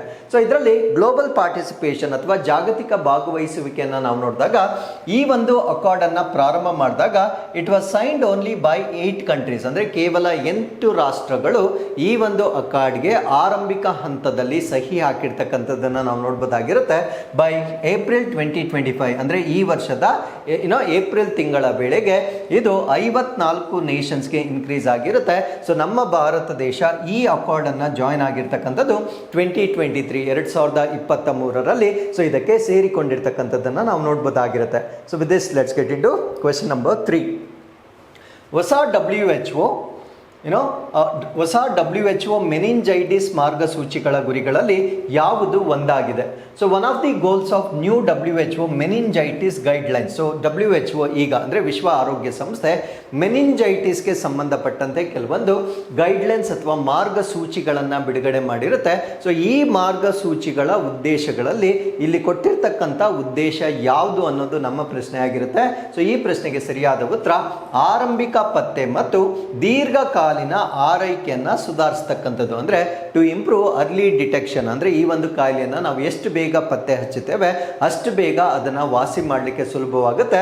ಅದ್ರ ಜೊತೆಗೆ ಲಾಂಗ್ ಟರ್ಮ್ ಕೇರನ್ನು ಮಾಡ್ತಕ್ಕಂಥದ್ದು, ಅಂದರೆ ದೀರ್ಘಾವಧಿಯವರೆಗೆ ಸೊ ಅವರಿಗೆ ಮತ್ತೆ ಆ ಒಂದು ಕಾಯಿಲೆ ಮರುಕಳಿಸದ ಹಾಗೆ ಆರೈಕೆ ಮಾಡ್ತಕ್ಕಂಥದ್ದು ಈ ಒಂದು ಗೈಡ್ಲೈನ್ಸ್ ಅಲ್ಲಿರ್ತಕ್ಕಂಥ ಒನ್ ಆಫ್ ದಿ ಆಬ್ಜೆಕ್ಟಿವ್ಸ್ ಆಗಿ ನಾವು ನೋಡ್ಬೋದಾಗಿರುತ್ತೆ. ಹಾಗಿದ್ರೆ ಈ ಒಂದು ಆರ್ಟಿಕಲ್ ಅಲ್ಲಿ ನಾವು WHO ರಿಲೀಸ್ ಮಾಡಿರ್ತಕ್ಕಂಥ ಮೆನಿಂಜೈಟಿಸ್ ಗೈಡ್ಲೈನ್ಸ್ ಬಗ್ಗೆ ಡಿಸ್ಕಸ್ ಮಾಡೋಣ. ಮೆನಿಂಜೈಟಿಸ್ ಅಂತಕ್ಕಂಥದ್ದು ನಮ್ಮ ಬ್ರೈನ್ ಅಥವಾ ಮೆದುಳಿಗೆ ಸಂಬಂಧಪಟ್ಟಿರ್ತಕ್ಕಂಥ ಕಾಯಿಲೆ ಆಗಿರುತ್ತೆ. ಸೊ ನಮ್ಮ ಮೆದುಳಿನ ಹೊರ ವಲಯವನ್ನು ಅಥವಾ ಔಟರ್ ಮೋಸ್ಟ್ ಲೇಯರ್ ಅನ್ನು ನಾವೇನಂತ ಕರಿತೀವಿ ಅಂದರೆ ಮೆನಿಂಜಸ್ ಅಂತ ಕರಿತೇವೆ. ಸೊ ನಮ್ಮ ಬ್ರೈನ್ ಆಗಿರ್ಬೋದು ಮತ್ತೆ ಸ್ಪೈನಲ್ ಕಾರ್ಡ್ ಮೆದುಳು ಬಳ್ಳಿ ಆಗಿರ್ಬೋದು, ಸೊ ಇದನ್ನ ಕವರ್ ಮಾಡ್ತಕ್ಕಂಥ ಔಟರ್ ಮೋಸ್ಟ್ ಲೇಯರ್ ಅನ್ನ ನಾವೇನಂತ ಕರಿತೀವಿ ಅಂದರೆ ಮೆನಿಂಜಸ್ ಅಂತ ಕರಿತೇವೆ. ಈ ಮೆನಿಂಜಸ್ ಏನಿದೆ ಡ್ಯೂ ಟು ಬ್ಯಾಕ್ಟೀರಿಯಲ್ ಅಥವಾ ವೈರಲ್, ಸೊ ಬ್ಯಾಕ್ಟೀರಿಯಾ ಆಗಿರ್ಬೋದು ಅಥವಾ ವೈರಸ್ ಆಗಿರ್ಬೋದು ಅಥವಾ ಬೇರೆ ಬೇರೆ ಫ್ಯಾಕ್ಟರ್ಸ್ನಿಂದ ಇದಕ್ಕೆ ಇನ್ಫೆಕ್ಷನ್ ಆದಾಗ ಇದು ಸ್ವೆಲ್ ಆಗುತ್ತೆ, ಊದಿಕೊಳ್ಳುತ್ತದೆ. ಸೊ ಈ ಕಂಡೀಷನ್ ಅನ್ನ ನಾವೇನಂತ ಕರಿತೀವಿ ಅಂದ್ರೆ ಮೆನಿಂಜೈಟಿಸ್ ಅಂತ ಕರಿತೇವೆ. ಇಲ್ಲಿ ನೆನ್ಪಿಟ್ಕೊಳ್ಳಿ, ಐಟಿಸ್ ಅಂದ್ರೆ ಸ್ವೆಲ್ಲಿಂಗ್. ಸೊ ಐಟಿಸ್ ಅಂದ್ರೆ ಸ್ವೆಲ್ಲಿಂಗ್. ಸೊ ಯಾವುದೇ ಒಂದು ಮೆಡಿಕಲ್ ಟರ್ಮ್ ಐಟಿಸ್ ಅಂತ ಎಂಡ್ ಆದ್ರೆ ಅದನ್ನ ಸ್ವೆಲ್ಲಿಂಗ್ ಅಂತ ನೆನ್ಪಿಟ್ಕೊಳ್ಳಿ. ಅದಕ್ಕೆ ಮುಂದೆ ಇರ್ತಕ್ಕಂಥ ಭಾಗ ಆ ಒಂದು ದೇಹದ ಭಾಗವಾಗಿರುತ್ತೆ. ಈಗ ಮೆನಿಂಜೈಟಿಸ್ ಎರಡನ್ನ ನಾವು ಕಂಪೇರ್ ಮಾಡಿದಾಗ ಮೆನಿಂಜಸ್ ಅಂದ್ರೆ ಮೆದುಳಿನ ಮತ್ತು ಸ್ಪೈನಲ್ ಕಾರ್ಡ್ನ ಔಟರ್ ಮೋಸ್ಟ್ ಕವರಿಂಗ್ ಆಗಿರುತ್ತೆ. ಐಟಿಸ್ ಅಂದ್ರೆ ಅದು ಸ್ವೆಲ್ ಆಗಿರ್ತಕ್ಕಂಥದ್ದು. ಫಾರ್ ಎಕ್ಸಾಂಪಲ್ ನೀವು ಕಂಜಕ್ಟಿವೈಟಿಸ್ ಅಂತ ಕೇಳಿರ್ತೀರ. ಕಂಜಕ್ಟಿವೈಟಿಸ್ ಅಂದ್ರೆ ನಮ್ಮ ಕಣ್ಣಿನ ಹೊರಪರೆ ಊದಿಕೊಳ್ತಕ್ಕಂಥದ್ದು. ಕಂಜಕ್ಟೈವಾ ಅಂದ್ರೆ outer covering of the I ಆಗಿರುತ್ತೆ. ಐಟಿಸ್ ಅಂದ್ರೆ ಸ್ವೆಲ್ಲಿಂಗ್ ಆಗಿರುತ್ತೆ. ಸೊ ಈ ರೀತಿಯಾಗಿ ಐಟಿಸ್ ಅಂತ ಎಂಡ್ ಆದ್ರೆ ಅದು ಸ್ವೆಲ್ಲಿಂಗ್ ಅಂತ ನೀವು ನೆನ್ಪಿಟ್ಕೊಳ್ಬೇಕಾಗಿರುತ್ತೆ. ಹಾಗಿದ್ರೆ ಈ ಒಂದು ಆರ್ಟಿಕಲ್ ಅಲ್ಲಿ WHO ರಿಲೀಸ್ ಮಾಡಿರ್ತಕ್ಕಂಥ ಗೈಡ್ಲೈನ್ಸ್ ಏನೇನು ಅನ್ನೋದನ್ನ ನಾವಿಲ್ಲಿ ಡಿಸ್ಕಸ್ ಮಾಡ್ತಾ ಬರೋಣ. ಸೊ ಇದು first ever global guidelines with respect to diagnosis, treatment and care. ಅಂದರೆ ಈ ಒಂದು ಮೆನಿಂಜೈಟಿಸ್ಗೆ ಸಂಬಂಧಪಟ್ಟಂತೆ ರೋಗ ತಪಾಸಣೆ ಮಾಡ್ತಕ್ಕಂಥದ್ದು, ಚಿಕಿತ್ಸೆ ಮಾಡ್ತಕ್ಕಂಥದ್ದು ಮತ್ತು ಆರೈಕೆಗೆ ಸಂಬಂಧಪಟ್ಟಂತೆ ವಿಶ್ವ ಆರೋಗ್ಯ ಸಂಸ್ಥೆ ಮೆನಿಂಜೈಟಿಸ್ಗೆ ಸಂಬಂಧಪಟ್ಟಂತೆ ಮೊಟ್ಟ ಮೊದಲ ಬಾರಿಗೆ ಈ ಒಂದು ಮಾರ್ಗಸೂಚಿಯನ್ನು ಬಿಡುಗಡೆ ಮಾಡಿರ್ತಕ್ಕಂಥದ್ದನ್ನು ನಾವು ನೋಡ್ಬೋದಾಗಿರುತ್ತೆ. ಸೊ ಇದರಿಂದ ಏನಾಗುತ್ತೆ ಅಂದರೆ ಅರ್ಲಿ ಡಿಟೆಕ್ಷನ್ ಅನ್ನು ನಾವು ಮಾಡ್ಬೋದಾಗಿರುತ್ತೆ. ಅಂದರೆ ಆರಂಭಿಕವಾಗಿ ಅದನ್ನು ಪತ್ತೆ ಹಚ್ಚಬಹುದಾಗಿರುತ್ತೆ. ಸೊ ಅದ್ರ ಜೊತೆಗೆ ಅವರಿಗೆ ಟೈಮ್ಲಿ ಟ್ರೀಟ್ಮೆಂಟ್ ಅಂದರೆ ಸಮಯಕ್ಕೆ ತಕ್ಕಂತೆ ಅವರಿಗೆ ಚಿಕಿತ್ಸೆಯನ್ನು ನೀಡ್ತಕ್ಕಂಥದ್ದು. ಸೊ ಅದ್ರ ಜೊತೆಗೆ ಲಾಂಗ್ ಟರ್ಮ್ ಕೇರ್ ಅಥವಾ ದೀರ್ಘಾವಧಿಯ ಆರೈಕೆಯನ್ನ ಸೊ ಈ ಒಂದು ಗೈಡ್ಲೈನ್ಸ್ ನ ಮುಖಾಂತರ ನಾವು ಮಾಡಬಹುದಾಗಿರುತ್ತೆ. ಸೊ ಇದರ ಪರ್ಪಸ್ ಏನು, ಉದ್ದೇಶ ಏನು ಅಂತ ನಾವು ನೋಡೋದಾದ್ರೆ, ಸೊ ಮೆನಿಂಜೈಟಿಸ್ ನಿಂದ ಆಗ್ತಕ್ಕಂಥ ಡೆತ್ಸ್ ಮತ್ತೆ ಡಿಸೆಬಿಲಿಟೀಸ್ ಅಂದ್ರೆ ಸಾವುಗಳು ಮತ್ತು ಅಂಗವೈಕಲ್ಯಗಳೇನಿರುತ್ತೆ ಸೊ ಅದನ್ನ ನಾವು ಕಡಿಮೆ ಮಾಡಬಹುದಾಗಿರುತ್ತೆ. ಸೊ ಇದಕ್ಕೋಸ್ಕರ WHO ಏನ್ ಮಾಡ್ತಾ ಇದೆ ಅಂದ್ರೆ they are providing evidence based recommendations for for clinical management, ಅಂದರೆ ಕ್ಲಿನಿಕಲ್ ನಿರ್ವಹಣೆ. ಏನಿದು ಕ್ಲಿನಿಕಲ್ ನಿರ್ವಹಣೆ ಅಂದರೆ, ಸೊ ಯಾವುದಾದ್ರೂ ಒಬ್ಬ ವ್ಯಕ್ತಿ ಮೆನಿಂಜೈಟಿಸ್ನಿಂದ ಆಸ್ಪತ್ರೆಗೆ ದಾಖಲಾದಾಗ ಯಾವ ರೀತಿಯಲ್ಲಿ ಅವರಿಗೆ ಟ್ರೀಟ್ಮೆಂಟನ್ನು ಕೊಡ್ಬೋದಾಗಿರುತ್ತೆ, ಯಾವ ರೀತಿಯ ಆರೈಕೆಯನ್ನು ಮಾಡಬೇಕಾಗಿರುತ್ತೆ. ಸೊ ಇದನ್ನು ಎವಿಡೆನ್ಸ್ ಬೇಸ್ಡ್ ಅಂದರೆ ಸೈಂಟಿಫಿಕಲಿ ಪ್ರೂವನ್ ಮೆಥಡ್ಸ್ಗಳ ಮುಖಾಂತರ ಸೊ ಅವರಿಗೆ ಚಿಕಿತ್ಸೆಯನ್ನು ನೀಡ್ತಕ್ಕಂಥ ಗೈಡ್ಲೈನ್ಸ್ಗಳನ್ನು WHO ಈಗ ಶಿಫಾರಸು ಮಾಡಿರ್ತಕ್ಕಂಥದ್ದನ್ನು ನಾವು ನೋಡ್ಬೋದಾಗಿರುತ್ತೆ. ಸೊ ಇದರ ವ್ಯಾಪ್ತಿ ಅಥವಾ ಸ್ಕೋಪ್ ಏನು ಅಂತ ನಾವು ನೋಡೋದಾದ್ರೆ, so it covers both bacterial ಮತ್ತೆ ವೈರಲ್ ಮೆನಿಂಜೈಟಿಸ್. ಸೊ ಈ ಮೆನಿಂಜೈಟಿಸ್ ಅಂತಕ್ಕಂಥದ್ದು ಬ್ಯಾಕ್ಟೀರಿಯಾದಿಂದ ಕೂಡ ಬರ್ಬೋದಾಗಿರುತ್ತೆ ಮತ್ತು ವೈರಲ್ ಇಂದ ಕೂಡ ಬರ್ಬೋದಾಗಿರುತ್ತೆ. ಸೊ ಇವೆರಡನ್ನು ಕವರ್ ಮಾಡ್ತಕ್ಕಂಥ ಒಂದು ಸ್ಕೋಪ್ ಅನ್ನ ಈ ಗೈಡ್ಲೈನ್ಸ್ ಅಲ್ಲಿ ನಾವು ನೋಡ್ಬೋದಾಗಿರುತ್ತೆ. So it majorly focuses on diagnosis. Diagnosis is very important because ಆ ತಪಾಸಣೆಯನ್ನ ನಾವು ಸರಿಯಾಗಿ ಮಾಡಿದ್ದೆ ಆದಲ್ಲಿ ಸೊ ಆ ಕಾಯಿಲೆ ಯಾವ ಕಾರಣದಿಂದ ಬಂದಿದೆ ಅನ್ನೋದನ್ನ ನಾವು ಡಿಟೆಕ್ಟ್ ಮಾಡಬಹುದಾಗಿರುತ್ತೆ. ಸೊ ಆಂಟಿಬಯೋಟಿಕ್ ಥೆರಪಿ ಅಂದ್ರೆ ಯಾವ ರೀತಿಯ ಪ್ರತಿಜೀವಕಗಳನ್ನ ಅವ್ರಿಗೆ ಕೊಡಬೇಕಾಗಿರುತ್ತೆ. ಸಪೋರ್ಟಿವ್ ಕೇರ್ ಅಂದ್ರೆ ಅವರಿಗೆ ಯಾವ ರೀತಿಯ ಸಹಾಯಕ ಆರೈಕೆ ನೀಡಬೇಕಾಗಿರುತ್ತೆ. And management of long term effects ಅಂದ್ರೆ ದೀರ್ಘಾವಧಿಯ ಒಂದು ಪರಿಣಾಮಗಳನ್ನ ನಾವು ಹೇಗೆ ನಿರ್ವಹಣೆ ಮಾಡಬೇಕು ಅವೆಲ್ಲವನ್ನ ಈ ಒಂದು ಗೈಡ್ಲೈನ್ಸ್ ನಲ್ಲಿ ಕವರ್ ಮಾಡಿರ್ತಕ್ಕಂಥದ್ದನ್ನ ನಾವು ನೋಡ್ಬೋದಾಗಿರುತ್ತೆ. ಸೊ ಇನ್ 2019 ಏನಕ್ಕೆ ಇದು ತುಂಬಾ ಇಂಪಾರ್ಟೆಂಟ್ ಆಗುತ್ತೆ ಅನ್ನೋದಾದ್ರೆ, 2019ರಲ್ಲಿ ಈ ಮೆನಿಂಜೈಟಿಸ್ಗೆ ಸಂಬಂಧಪಟ್ಟಂತೆ ಕೆಲವೊಂದು ಸ್ಟ್ಯಾಟಿಸ್ಟಿಕ್ಸ್ ಅನ್ನ ನಾವಿಲ್ಲಿ ನೋಡಬಹುದಾಗಿರುತ್ತೆ. ಸೊ 2019ನಲ್ಲಿ 2.5 ಮಿಲಿಯನ್ ಕೇಸಸ್ ಗ್ಲೋಬಲಿ, ಜಾಗತಿಕವಾಗಿ ಈ ಒಂದು ಮೆನಿಂಜೈಟಿಸ್ಗೆ ಸಂಬಂಧಪಟ್ಟಂತೆ 2.5 ಮಿಲಿಯನ್ ಕೇಸಸ್ಗಳು ರಿಪೋರ್ಟ್ ಆಗಿರ್ತಕ್ಕಂಥದ್ದನ್ನು ನಾವು ನೋಡಬಹುದಾಗಿರುತ್ತೆ. ಅದರಲ್ಲಿ 1.6 ಮಿಲಿಯನ್ ಬಂದು ಬ್ಯಾಕ್ಟೀರಿಯಲ್ ಮೆನಿಂಜೈಟಿಸ್ ಆಗಿರುತ್ತೆ. ಅಂದ್ರೆ ಮೆಜಾರಿಟಿ ಆಫ್ ದಿ ಮೆನಿಂಜೈಟಿಸ್ ಬರ್ತಕ್ಕಂಥದ್ದು ಬ್ಯಾಕ್ಟೀರಿಯಾದಿಂದ ಬರ್ತಕ್ಕಂಥ ಮೆನಿಂಜೈಟಿಸ್ ಆಗಿರುತ್ತೆ. ಸೊ ಅಪ್ರಾಕ್ಸಿಮೇಟ್ಲಿ 2,40,000 ಡೆತ್ಸ್ ಆಗಿರುತ್ತೆ. ಸೊ ಈ ಒಂದು ಮೆನಿಂಜೈಟಿಸ್ ಕಾಯಿಲೆಯಿಂದ 2,40,000 ಸಾವುಗಳಾಗಿರ್ತಕ್ಕಂಥದ್ದನ್ನು ನಾವು ನೋಡಬಹುದಾಗಿರುತ್ತೆ. ಸೊ ಈ ಸಂಖ್ಯೆಯನ್ನ ನೋಡಿದ್ರೆ ಗೊತ್ತಾಗುತ್ತೆ ಇದನ್ನ ನಾವು ಬಹಳ ಗಂಭೀರವಾಗಿ ಪರಿಗಣಿಸಬೇಕಾಗಿರ್ತಕ್ಕಂಥ ಒಂದು ಕಾಯಿಲೆ ಆಗಿರುತ್ತೆ. ಸೊ ಈ ಕಾರಣದಿಂದ WHO ಈಗ ಇದಕ್ಕೆ ಸಂಬಂಧಪಟ್ಟಂತೆ ಗೈಡ್ಲೈನ್ಸ್ ಅನ್ನ ರಿಲೀಸ್ ಮಾಡಿರ್ತಕ್ಕಂಥದ್ದನ್ನ ನಾವು ಗಮನಿಸಬಹುದಾಗಿರುತ್ತೆ. ಸೊ ಇದು ನಮಗೆ ಒಂದು ಗೋಲ್ ಇರುತ್ತೆ, ಅಂದ್ರೆ ಜಾಗತಿಕವಾಗಿ ಒಂದು ಗುರಿ ಇರುತ್ತೆ. ಸೊ ಈ ಒಂದು ಗೈಡ್ಲೈನ್ಸ್ ಏನಿರುತ್ತೆ ಆ ಜಾಗತಿಕ ಗುರಿಯೊಂದಿಗೆ ಹೊಂದಿಕೆ ಆಗ್ತಾ ಇರ್ತಕ್ಕಂಥದ್ದನ್ನ ನಾವು ನೋಡಬಹುದಾಗಿರುತ್ತೆ. So what is the goal ಅಂತ ನಾವು ನೋಡೋದಾದ್ರೆ, part of defeating meningitis by 2030 ಅಂದ್ರೆ 2030ರ ವೇಳೆಗೆ ಈ ಮೆನಿಂಜೈಟಿಸ್ ಅನ್ನ ಸೋಲಿಸಬೇಕು ಅಂತ ನಮಗೆ ಒಂದು ಗುರಿ ಇದೆ. ಸೊ ಈ ಒಂದು ಗುರಿಯನ್ನ ತಲುಪುವ ಸಲುವಾಗಿ ಸೊ ಈ ಗೈಡ್ ಲೈನ್ಸ್ ಅನ್ನ ಬಿಡುಗಡೆ ಮಾಡಿರ್ತಕ್ಕಂಥದ್ದನ್ನ ನಾವು ನೋಡಬಹುದಾಗಿರುತ್ತೆ. ಸೊ ಈ ಒಂದು ಡಿಫೀಟಿಂಗ್ ಮೆನಿಂಜೈಟಿಸ್ ಬೈ 2030 ಇದನ್ನ ಅಡಾಪ್ಟ್ ಮಾಡಿಕೊಂಡಿರ್ತಕ್ಕಂಥದ್ದು 2020ರಲ್ಲಿ 2020ಯಲ್ಲಿ ಮುಂದಿನ 10 ವರ್ಷಗಳಲ್ಲಿ ಈ ಮೆನಿಂಜೈಟಿಸ್ ಅನ್ನ ನಿರ್ನಾಮ ಮಾಡ್ತಕ್ಕಂಥ ಒಂದು ಗೋಲ್ ಅನ್ನ WHO ಮತ್ತೆ ಅದರ ಸದಸ್ಯ ರಾಷ್ಟ್ರಗಳು ಅಡಾಪ್ಟ್ ಮಾಡಿಕೊಂಡಿರ್ತಕ್ಕಂಥದ್ದನ್ನ ನಾವು ನೋಡಬಹುದಾಗಿರುತ್ತೆ.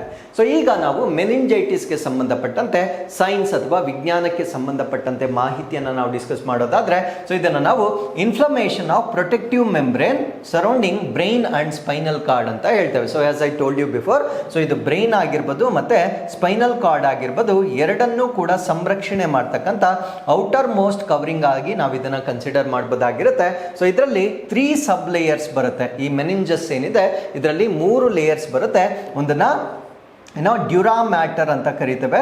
ಸೊ ಎರಡನೇದನ್ನ ಅರಾಕಿನಾಯ್ಡ್ ಅಂತ ಕರಿತೇವೆ. ಸೊ ಮೂರನೇದನ್ನ ನಾವು ಪಯಾ ಮ್ಯಾಟರ್ ಅಂತ ಕರಿತೇವೆ. ಸೊ ಈ 3 ಲೇಯರ್ಸ್ ಅನ್ನ ಒಳಗೊಂಡಿರ್ತಕ್ಕಂಥ ಒಂದು ಲೇಯರ್ ಅನ್ನ ನಾವೇನಂತ ಕರಿತೀವಿ ಅಂದ್ರೆ ಮೆನಿಂಜಸ್ ಅಂತ ಕರಿತೇವೆ. ಅದು ಬ್ಯಾಕ್ಟೀರಿಯಾ ಅಥವಾ ವೈರಸ್ನ ಮುಖಾಂತರ ಸೋಂಕಾದಾಗ ಅದು ಸ್ವೆಲ್ ಆಗುತ್ತೆ. ಆ ಸ್ವೆಲ್ ಆಗ್ತಕ್ಕಂಥ ಪ್ರಾಸೆಸ್ ಅನ್ನ ನಾವು ಮೆನಿಂಜೈಟಿಸ್ ಅಂತ ಕರಿತೇವೆ. So it can be caused by bacteria or virus. So ಇದು ಇವೆರಡು ನಿಮ್ಗೆ ಆಲ್ರೆಡಿ ಗೊತ್ತಿದೆ. ಇದು ಬ್ಯಾಕ್ಟೀರಿಯಾ ಅಥವಾ ವೈರಸ್ ಇಂದ ಉಂಟಾಗ್ತಕ್ಕಂಥ ಕಾಯಿಲೆ ಆಗಿರುತ್ತೆ. ಅದ್ರ ಜೊತೆಗೆ ಫಂಗಲ್ ಅಥವಾ ಶಿಲೀಂಧ್ರಗಳಿಂದ ಕೂಡ ಬರ್ಬೋದಾಗಿರುತ್ತೆ. ಈವನ್ ಪ್ಯಾರಾಸೈಟ್ಗಳು ಅಂದ್ರೆ ಪರಾವಲಂಬಿಗಳಿಂದ ಕೂಡ ಈ ಕಾಯಿಲೆ ಬರ್ಬೋದಾಗಿರುತ್ತೆ. And it is as well as non infectious factors like injuries and certain medications. ಅಂದ್ರೆ ಏನಾದರೂ ಅಪಘಾತ ಆದಾಗ ಕೂಡ ಈ ಒಂದು ಮೆನಿಂಜೈಟಿಸ್ ಆಗ್ಬೋದಾಗಿರುತ್ತೆ. ಕೆಲವೊಂದು ಮೆಡಿಸಿನ್ಸ್ಗಳ ಸೈಡ್ ಎಫೆಕ್ಟ್ ಆಗಿ ಕೂಡ ಸೊ ಈ ಒಂದು ಮೆನಿಂಜೈಟಿಸ್ ಆಗ್ತಕ್ಕಂಥ ಸಾಧ್ಯತೆಗಳನ್ನ ನಾವು ಗಮನಿಸಬಹುದು. ನೋಡ್ಬೋದಾಗಿರುತ್ತೆ. ಸೊ ಇದರಲ್ಲಿ ಮೇಜರ್ ಆಗ್ತಕ್ಕಂಥ ಒಂದು ಫ್ಯಾಕ್ಟರ್ ಯಾವುದು ಅಂದ್ರೆ ಬ್ಯಾಕ್ಟೀರಿಯಲ್ ಮೆನಿಂಜೈಟಿಸ್ ಅಥವಾ ಬ್ಯಾಕ್ಟೀರಿಯಾದಿಂದ ಉಂಟಾಗ್ತಕ್ಕಂಥ ಮೆನಿಂಜೈಟಿಸ್ ಆಗಿರುತ್ತೆ. ಇದು ತುಂಬಾ ಸಿವಿಯರ್ ಫಾರ್ಮ್ ಅಂದ್ರೆ ತುಂಬಾ ಗಂಭೀರವಾಗಿರುತ್ತೆ ಅಂಡ್ ಲೈಫ್ ಥ್ರೆಟ್ನಿಂಗ್ ಆಗಿರುತ್ತೆ. ಅಂದ್ರೆ ಇದರಲ್ಲಿ ಮೋರ್ಟಾಲಿಟಿ ರೇಟ್ ಅಂದ್ರೆ ಮರಣ ಆಗ್ತಕ್ಕಂಥ ಸಾಧ್ಯತೆ ಈ ಒಂದು ಬ್ಯಾಕ್ಟೀರಿಯಲ್ ಮೆನಿಂಜೈಟಿಸ್ ಇಂದ ಹೆಚ್ಚಾಗಿ ಇರ್ತಕ್ಕಂಥದ್ದನ್ನ ನಾವು ನೋಡ್ಬೋದಾಗಿರುತ್ತೆ. ಸೊ ಕಾಮನ್ ಬ್ಯಾಕ್ಟೀರಿಯಾ ಈ ಮೆನಿಂಜೈಟಿಸ್ ಅನ್ನ ಉಂಟು ಮಾಡ್ತಕ್ಕಂಥ ಕಾಮನ್ ಬ್ಯಾಕ್ಟೀರಿಯಾ ಯಾವ್ದ್ಯಾವ್ದು ಅಂತ ನಾವು ನೋಡೋದಾದ್ರೆ ಸ್ಟ್ರೆಪ್ಟೋಕಾಕಸ್ ನಿಮೋನಿಯೆ. ಸೊ ಇದು ನಿಮೋನಿಯವನ್ನ ಕೂಡ ಉಂಟು ಮಾಡ್ತಕ್ಕಂಥ ಒಂದು ಬ್ಯಾಕ್ಟೀರಿಯಾ ಆಗಿರುತ್ತೆ. ನಿಸ್ಸೀರಿಯಾ ಮೆನಿಂಜೈಟಿಡಿಸ್ ಅಂಡ್ ಹಿಮೋಫಿಲಿಯಸ್ ಇನ್ಫ್ಲೂಯೆನ್ಸೆ. ಸೊ ಈ ಬ್ಯಾಕ್ಟೀರಿಯಾ ಏನಿರುತ್ತೆ ಸೊ ಇದು ಸಾಮಾನ್ಯವಾಗಿ ಮೆನಿಂಜೈಟಿಸ್ ಅನ್ನ ಉಂಟು ಮಾಡ್ತಕ್ಕಂಥ ಒಂದು ಬ್ಯಾಕ್ಟೀರಿಯಾವಾಗಿ ನಾವು ನೋಡ್ಬೋದಾಗಿರುತ್ತೆ. ಸೊ ಎರಡನೇ ಕಾಮನ್ ಮೆನಿಂಜೈಟಿಸ್ ಅನ್ನ ನಾವು ವೈರಲ್ ಮೆನಿಂಜೈಟಿಸ್ ಅಂತ ಕರಿತೇವೆ. ಸೊ ಇದು ಕೂಡ ತುಂಬಾ ಕಾಮನ್ ಆಗಿರುತ್ತೆ, but this is less severe ಅಂದ್ರೆ ಇದರಿಂದ ಸಾವಾಗ್ತಕ್ಕಂಥ ಪ್ರಮಾಣ ಅಂತಕ್ಕಂಥದ್ದು ಕಡಿಮೆ ಇರ್ತಕ್ಕಂಥದ್ದನ್ನ ನಾವು ನೋಡ್ಬೋದಾಗಿರುತ್ತೆ. ಸೊ ಯಾವ ರೀತಿಯ ವೈರಸ್ ಇದನ್ನ ಕಾಸ್ ಮಾಡುತ್ತೆ ಅಂದ್ರೆ ಎಂಟರೋ ವೈರಸಸ್, ಹರ್ಪೀಸ್ ಸಿಂಪ್ಲೆಕ್ಸ್ ವೈರಸ್ ಮತ್ತೆ ಇನ್ಫ್ಲೂಯೆನ್ಸಾ ವೈರಸ್ ನಿಂದ ಈ ಒಂದು ವೈರಲ್ ಮೆನಿಂಜೈಟಿಸ್ ಬರ್ತಕ್ಕಂಥದ್ದನ್ನ ನಾವಿಲ್ಲಿ ಗಮನಿಸಬಹುದಾಗಿರುತ್ತೆ. ಸೊ ಅದ್ರ ಜೊತೆಗೆ ಫಂಗಲ್ ಮತ್ತೆ ಪ್ಯಾರಾಸೈಟಿಕ್ ಮೆನಿಂಜೈಟಿಸ್ ಅಂತ ಕರಿತೇವೆ. ದಿಸ್ ಇಸ್ ವೆರಿ ರೇರ್, ತುಂಬಾ ಅಪರೂಪವಾಗಿ ನಡೆಯುತ್ತೆ. ಸಾಮಾನ್ಯವಾಗಿ ಇಮ್ಯುನೋ ಕಾಂಪ್ರಮೈಸ್ಡ್ ಇಂಡಿವಿಜುವಲ್ಸ್ ಅಂದ್ರೆ ರೋಗ ನಿರೋಧಕ ಶಕ್ತಿ ತುಂಬಾ ದುರ್ಬಲವಾಗಿರ್ತಕ್ಕಂಥ ವ್ಯಕ್ತಿಗಳಲ್ಲಿ ಈ ಒಂದು ಶಿಲೀಂಧ್ರ ಮತ್ತು ಪರಾವಲಂಬಿ ಮೆನಿಂಜೈಟಿಸ್ ಆಗ್ತಕ್ಕಂಥದ್ದನ್ನ ನಾವು ನೋಡ್ಬೋದಾಗಿರುತ್ತೆ. ಸೊ ಇದರ ಜೊತೆಗೆ ಹೆಡ್ ಇಂಜುರೀಸ್ ಅಂದ್ರೆ ಯಾವುದಾದ್ರೂ ಅಪಘಾತ ಆದಾಗ, ತಲೆಗೆ ಏನಾದ್ರೂ ಗಾಯವಾದಾಗ, ಕ್ಯಾನ್ಸರ್ ಆದಾಗ ಮತ್ತೆ ಕೆಲವೊಂದು ಡ್ರಗ್ಸ್ ಗಳ ಮುಖಾಂತರ ಕೂಡ ಅಂದ್ರೆ ನಾವು ತೆಗೆದುಕೊಳ್ತಕ್ಕಂಥ ಔಷಧಿಗಳ ಅಡ್ಡ ಪರಿಣಾಮಗಳಾಗಿ ಕೂಡ ಸೊ ಈ ಒಂದು ಮೆನಿಂಜೈಟಿಸ್ ಆಗ್ತಕ್ಕಂಥ ಸಾಧ್ಯತೆ ಇರುತ್ತೆ.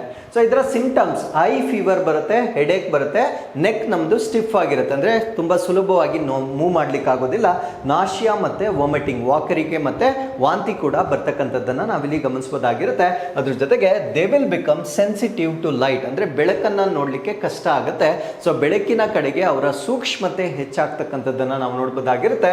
So they will have confusion and difficulty in concentrating. Obviously ಮೆದುಳಿಗೆ ಸಂಬಂಧಪಟ್ಟಂತೆ ಕಾಯಿಲೆ ಆಗಿರೋದ್ರಿಂದ ಗೊಂದಲ ಜಾಸ್ತಿ ಆಗುತ್ತೆ ಮತ್ತೆ ಕೇಂದ್ರೀಕರಿಸ್ತಕ್ಕಂಥ ಒಂದು ಕೆಪಾಸಿಟಿಯನ್ನ ಅವ್ರು ಕಳ್ಕೊಳ್ತಾರೆ. ಸೊ ಅದ್ರ ಜೊತೆಗೆ ಸೀಜರ್ಸ್ ಅಥವಾ ತುಂಬಾ ಗಂಭೀರವಾದ ಸಂದರ್ಭಗಳಲ್ಲಿ ಈ ಒಂದು ಸೀಜರ್ಸ್ ಕೂಡ ಆಗ್ತಕ್ಕಂಥದ್ದನ್ನ ನಾವಿಲ್ಲಿ ಗಮನಿಸಬಹುದಾಗಿರುತ್ತೆ.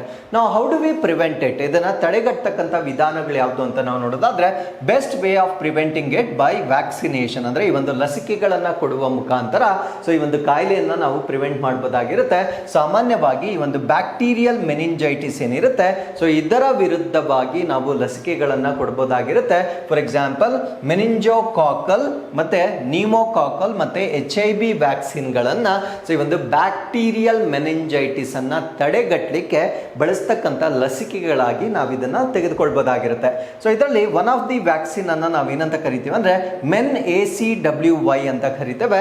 ಸೊ ಇದು 4 most common types of meningococcal ಬ್ಯಾಕ್ಟೀರಿಯಾವನ್ನ ಪ್ರಿವೆಂಟ್ ಮಾಡುತ್ತೆ. ಅಂದ್ರೆ 4 ವಿಧಗಳ ಮೆನಿಂಜೋಕಾಕಲ್ ಬ್ಯಾಕ್ಟೀರಿಯಾದಿಂದ ಬರ್ತಕ್ಕಂಥ ಮೆನಿಂಜೈಟಿಸ್ ಅನ್ನ ಇದು ಪ್ರಿವೆಂಟ್ ಮಾಡುತ್ತೆ. ಆ 4 ವಿಧಗಳು ಯಾವ್ದು ಅಂದ್ರೆ ACWY. ಸೊ ಈ ವ್ಯಾಕ್ಸಿನ್ ಹೆಸರಲ್ಲೇ ಇದೆ ACWY. ಮೆನ್ ಅಂದ್ರೆ ಮೆನಿಂಜೈಟಿಸ್, ACWY ಅಂತಕ್ಕಂಥದ್ದು ಟೈಪ್ಸ್ ಆಫ್ ಮೆನಿಂಜೈಟಿಸ್ ಆಗಿರುತ್ತೆ. ಸೊ ಅದನ್ನ ಪ್ರಿವೆಂಟ್ ಮಾಡಲಿಕ್ಕೆ ನಾವು MEN-ACWY ವ್ಯಾಕ್ಸಿನ್ ಅನ್ನ use ಮಾಡಬಹುದಾಗಿರುತ್ತೆ.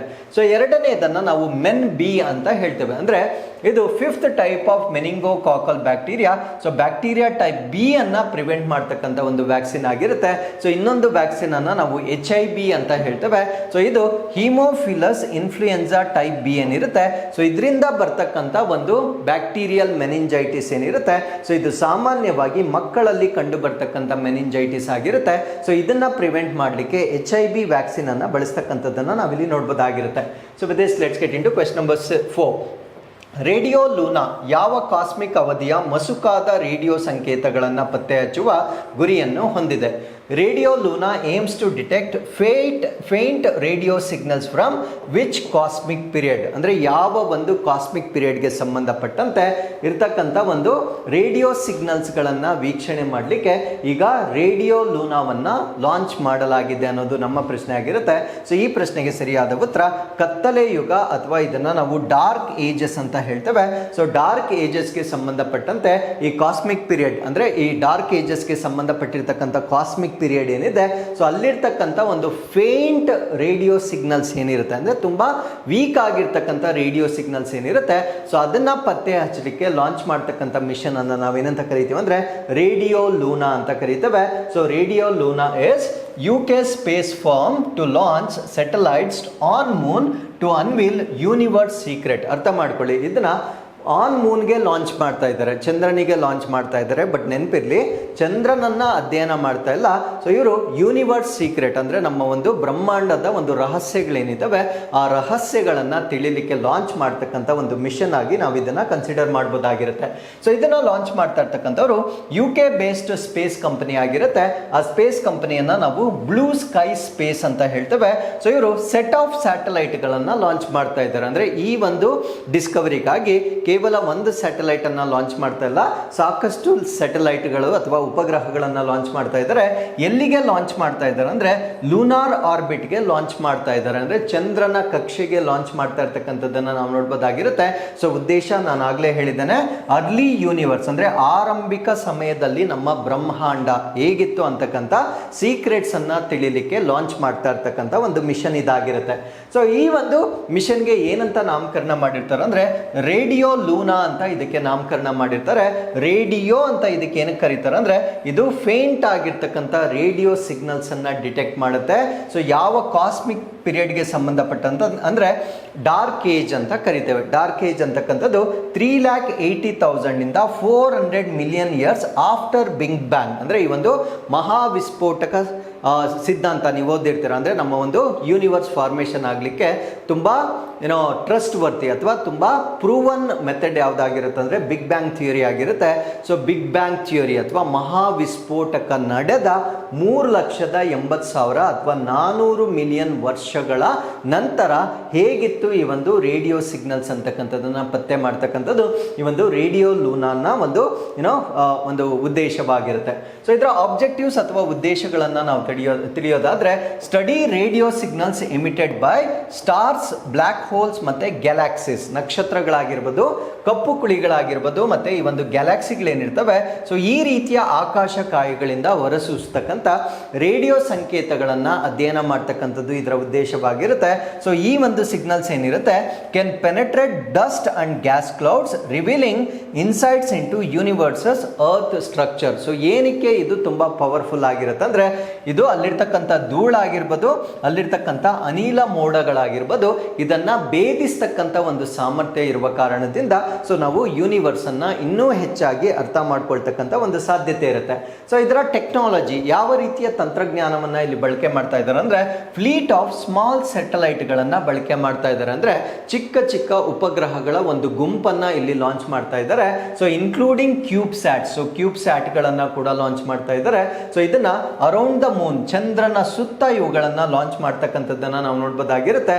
The far side of moon ಅಂದ್ರೆ ಚಂದ್ರನ ಗೋಚರಿಸಿದ ಭಾಗ. ಯಾಕಂದ್ರೆ ಚಂದ್ರನ ಎರಡೂ ಮುಖಗಳು ನಮಗೆ ಕಾಣಿಸೋದಿಲ್ಲ, ಒಂದ್ ಸೈಡ್ ಮಾತ್ರ ಯಾವಾಗ್ಲೂ ಭೂಮಿ ಕಡೆಗೆ ಅದು ಓರಿಯೆಂಟ್ ಆಗಿರುತ್ತೆ. ಸೊ ಇನ್ನೊಂದು ಸೈಡ್ ಅಂದ್ರೆ ನಮಗೆ ಭೂಮಿಯಿಂದ ಕಾಣದೇ ಇರತಕ್ಕಂಥ ಒಂದು ಚಂದ್ರನ ಮುಖವನ್ನ ನಾವು ಫಾರ್ ಸೈಡ್ ಅಥವಾ ಗೋಚರಿಸದ ಮುಖ ಅಂತ ಹೇಳ್ತೇವೆ. The far side of the moon ಏನಿದೆ is ideal for this research. ಅಂದ್ರೆ ಈ ಒಂದು ಸಂಶೋಧನೆಗೆ ಚಂದ್ರನ ಗೋಚರಿಸದ ಮುಖ ಏನಿದೆ ಅದು ತುಂಬಾ ಸೂಕ್ತವಾಗಿರುತ್ತೆ. ಕಾರಣ ಏನು ಅಂದ್ರೆ it is shielded from earth's radio interference. ಅಂದ್ರೆ ಭೂಮಿಯಿಂದ ಬರ್ತಕ್ಕಂಥ ರೇಡಿಯೋ ಹಸ್ತಕ್ಷೇಪಗಳಿಂದ ಅದು ರಕ್ಷಿಸಲ್ಪಟ್ಟಿರುವ ಕಾರಣದಿಂದ ಸೊ ಚಂದ್ರನ ಫಾರ್ ಸೈಡ್ ಏನಿರುತ್ತೆ ಆ ಫಾರ್ ಸೈಡ್ ಅಂತಕ್ಕಂಥದ್ದು ಈ ಒಂದು ರಿಸರ್ಚ್ ಅಥವಾ ಅನ್ವೇಷಣೆಗೆ ತುಂಬಾ ಸೂಕ್ತವಾಗಿರ್ತಕ್ಕಂಥ ಭಾಗ ಅಂತ ನಾವು ಹೇಳ್ಬೋದಾಗಿರುತ್ತೆ. ಸೊ ಈ ಒಂದು ಲಾಂಚ್ ಅನ್ನ ಮಾಡಲಿಕ್ಕೆ ಅವರು ಯಾರ ಜೊತೆ ಕೊಲಾಬರೇಷನ್ ಮಾಡ್ಕೊಂಡಿರ್ತಾರೆ ಅಂದ್ರೆ ಇಟಾಲಿಯನ್ ಸ್ಪೇಸ್ ಏಜೆನ್ಸಿ ಅವರು ಇದಕ್ಕೆ ಫಂಡ್ ಅನ್ನ ಅಥವಾ ಹಣಕಾಸನ್ನ ಒದಗಿಸ್ತಾ ಇರ್ತಕ್ಕಂಥದ್ದನ್ನ ನೀವು ಇಲ್ಲಿ ನೋಡ್ಬೋದಾಗಿರುತ್ತೆ. ಸೊ ಇದರ ಟೈಮ್ ಲೈನ್ ಕಾಲಾನುಕ್ರಮವನ್ನ ನಾವು ನೋಡೋದಾದ್ರೆ ಫಸ್ಟ್ ಸ್ಯಾಟಲೈಟ್ಗೆ ಏನಂತ ನಾಮಕರಣ ಮಾಡಿರ್ತಾರೆ ಅಂದ್ರೆ ಮಾವೆ ಅಂತ, ಇದಕ್ಕೆ ಮೊದಲ ಉಪಗ್ರಹಕ್ಕೆ ಮಾವೆ ಅಂತ ನಾಮಕರಣ ಮಾಡಿರ್ತಾರೆ. ಸೊ ಇದನ್ನ ಈ ವರ್ಷದ ಅಕ್ಟೋಬರ್ ತಿಂಗಳಲ್ಲಿ ಲಾಂಚ್ ಮಾಡ್ತಾರೆ. ಇದು ಸ್ಟಾರ್ಸ್ ಅನ್ನ UV ಮತ್ತೆ ವಿಸಿಬಲ್ ವೇವ್ ಲೆಂತ್ ಅಲ್ಲಿ ಅದು ವೀಕ್ಷಣೆ ಮಾಡುತ್ತೆ. ಅಂದ್ರೆ ನಕ್ಷತ್ರಗಳನ್ನ ಅಲ್ಟ್ರಾ ವೈಲೆಟ್ ಅಂದ್ರೆ ನೇರಳಾತೀತ ಮತ್ತೆ ಗೋಚರ ತರಂಗಗಳಲ್ಲಿ ಅದು ನಕ್ಷತ್ರಗಳನ್ನ ವೀಕ್ಷಣೆ ಮಾಡ್ತಕ್ಕಂಥ ಮೋವಾ ಸ್ಯಾಟಲೈಟ್ ಅನ್ನ ಇದೇ ವರ್ಷದ ಅಕ್ಟೋಬರ್ ತಿಂಗಳಲ್ಲಿ ಲಾಂಚ್ ಮಾಡ್ತಕ್ಕಂಥದ್ದನ್ನು ನಾವಿಲ್ಲಿ ಗಮನಿಸಬಹುದಾಗಿರುತ್ತೆ. So with this let's get into question number 5.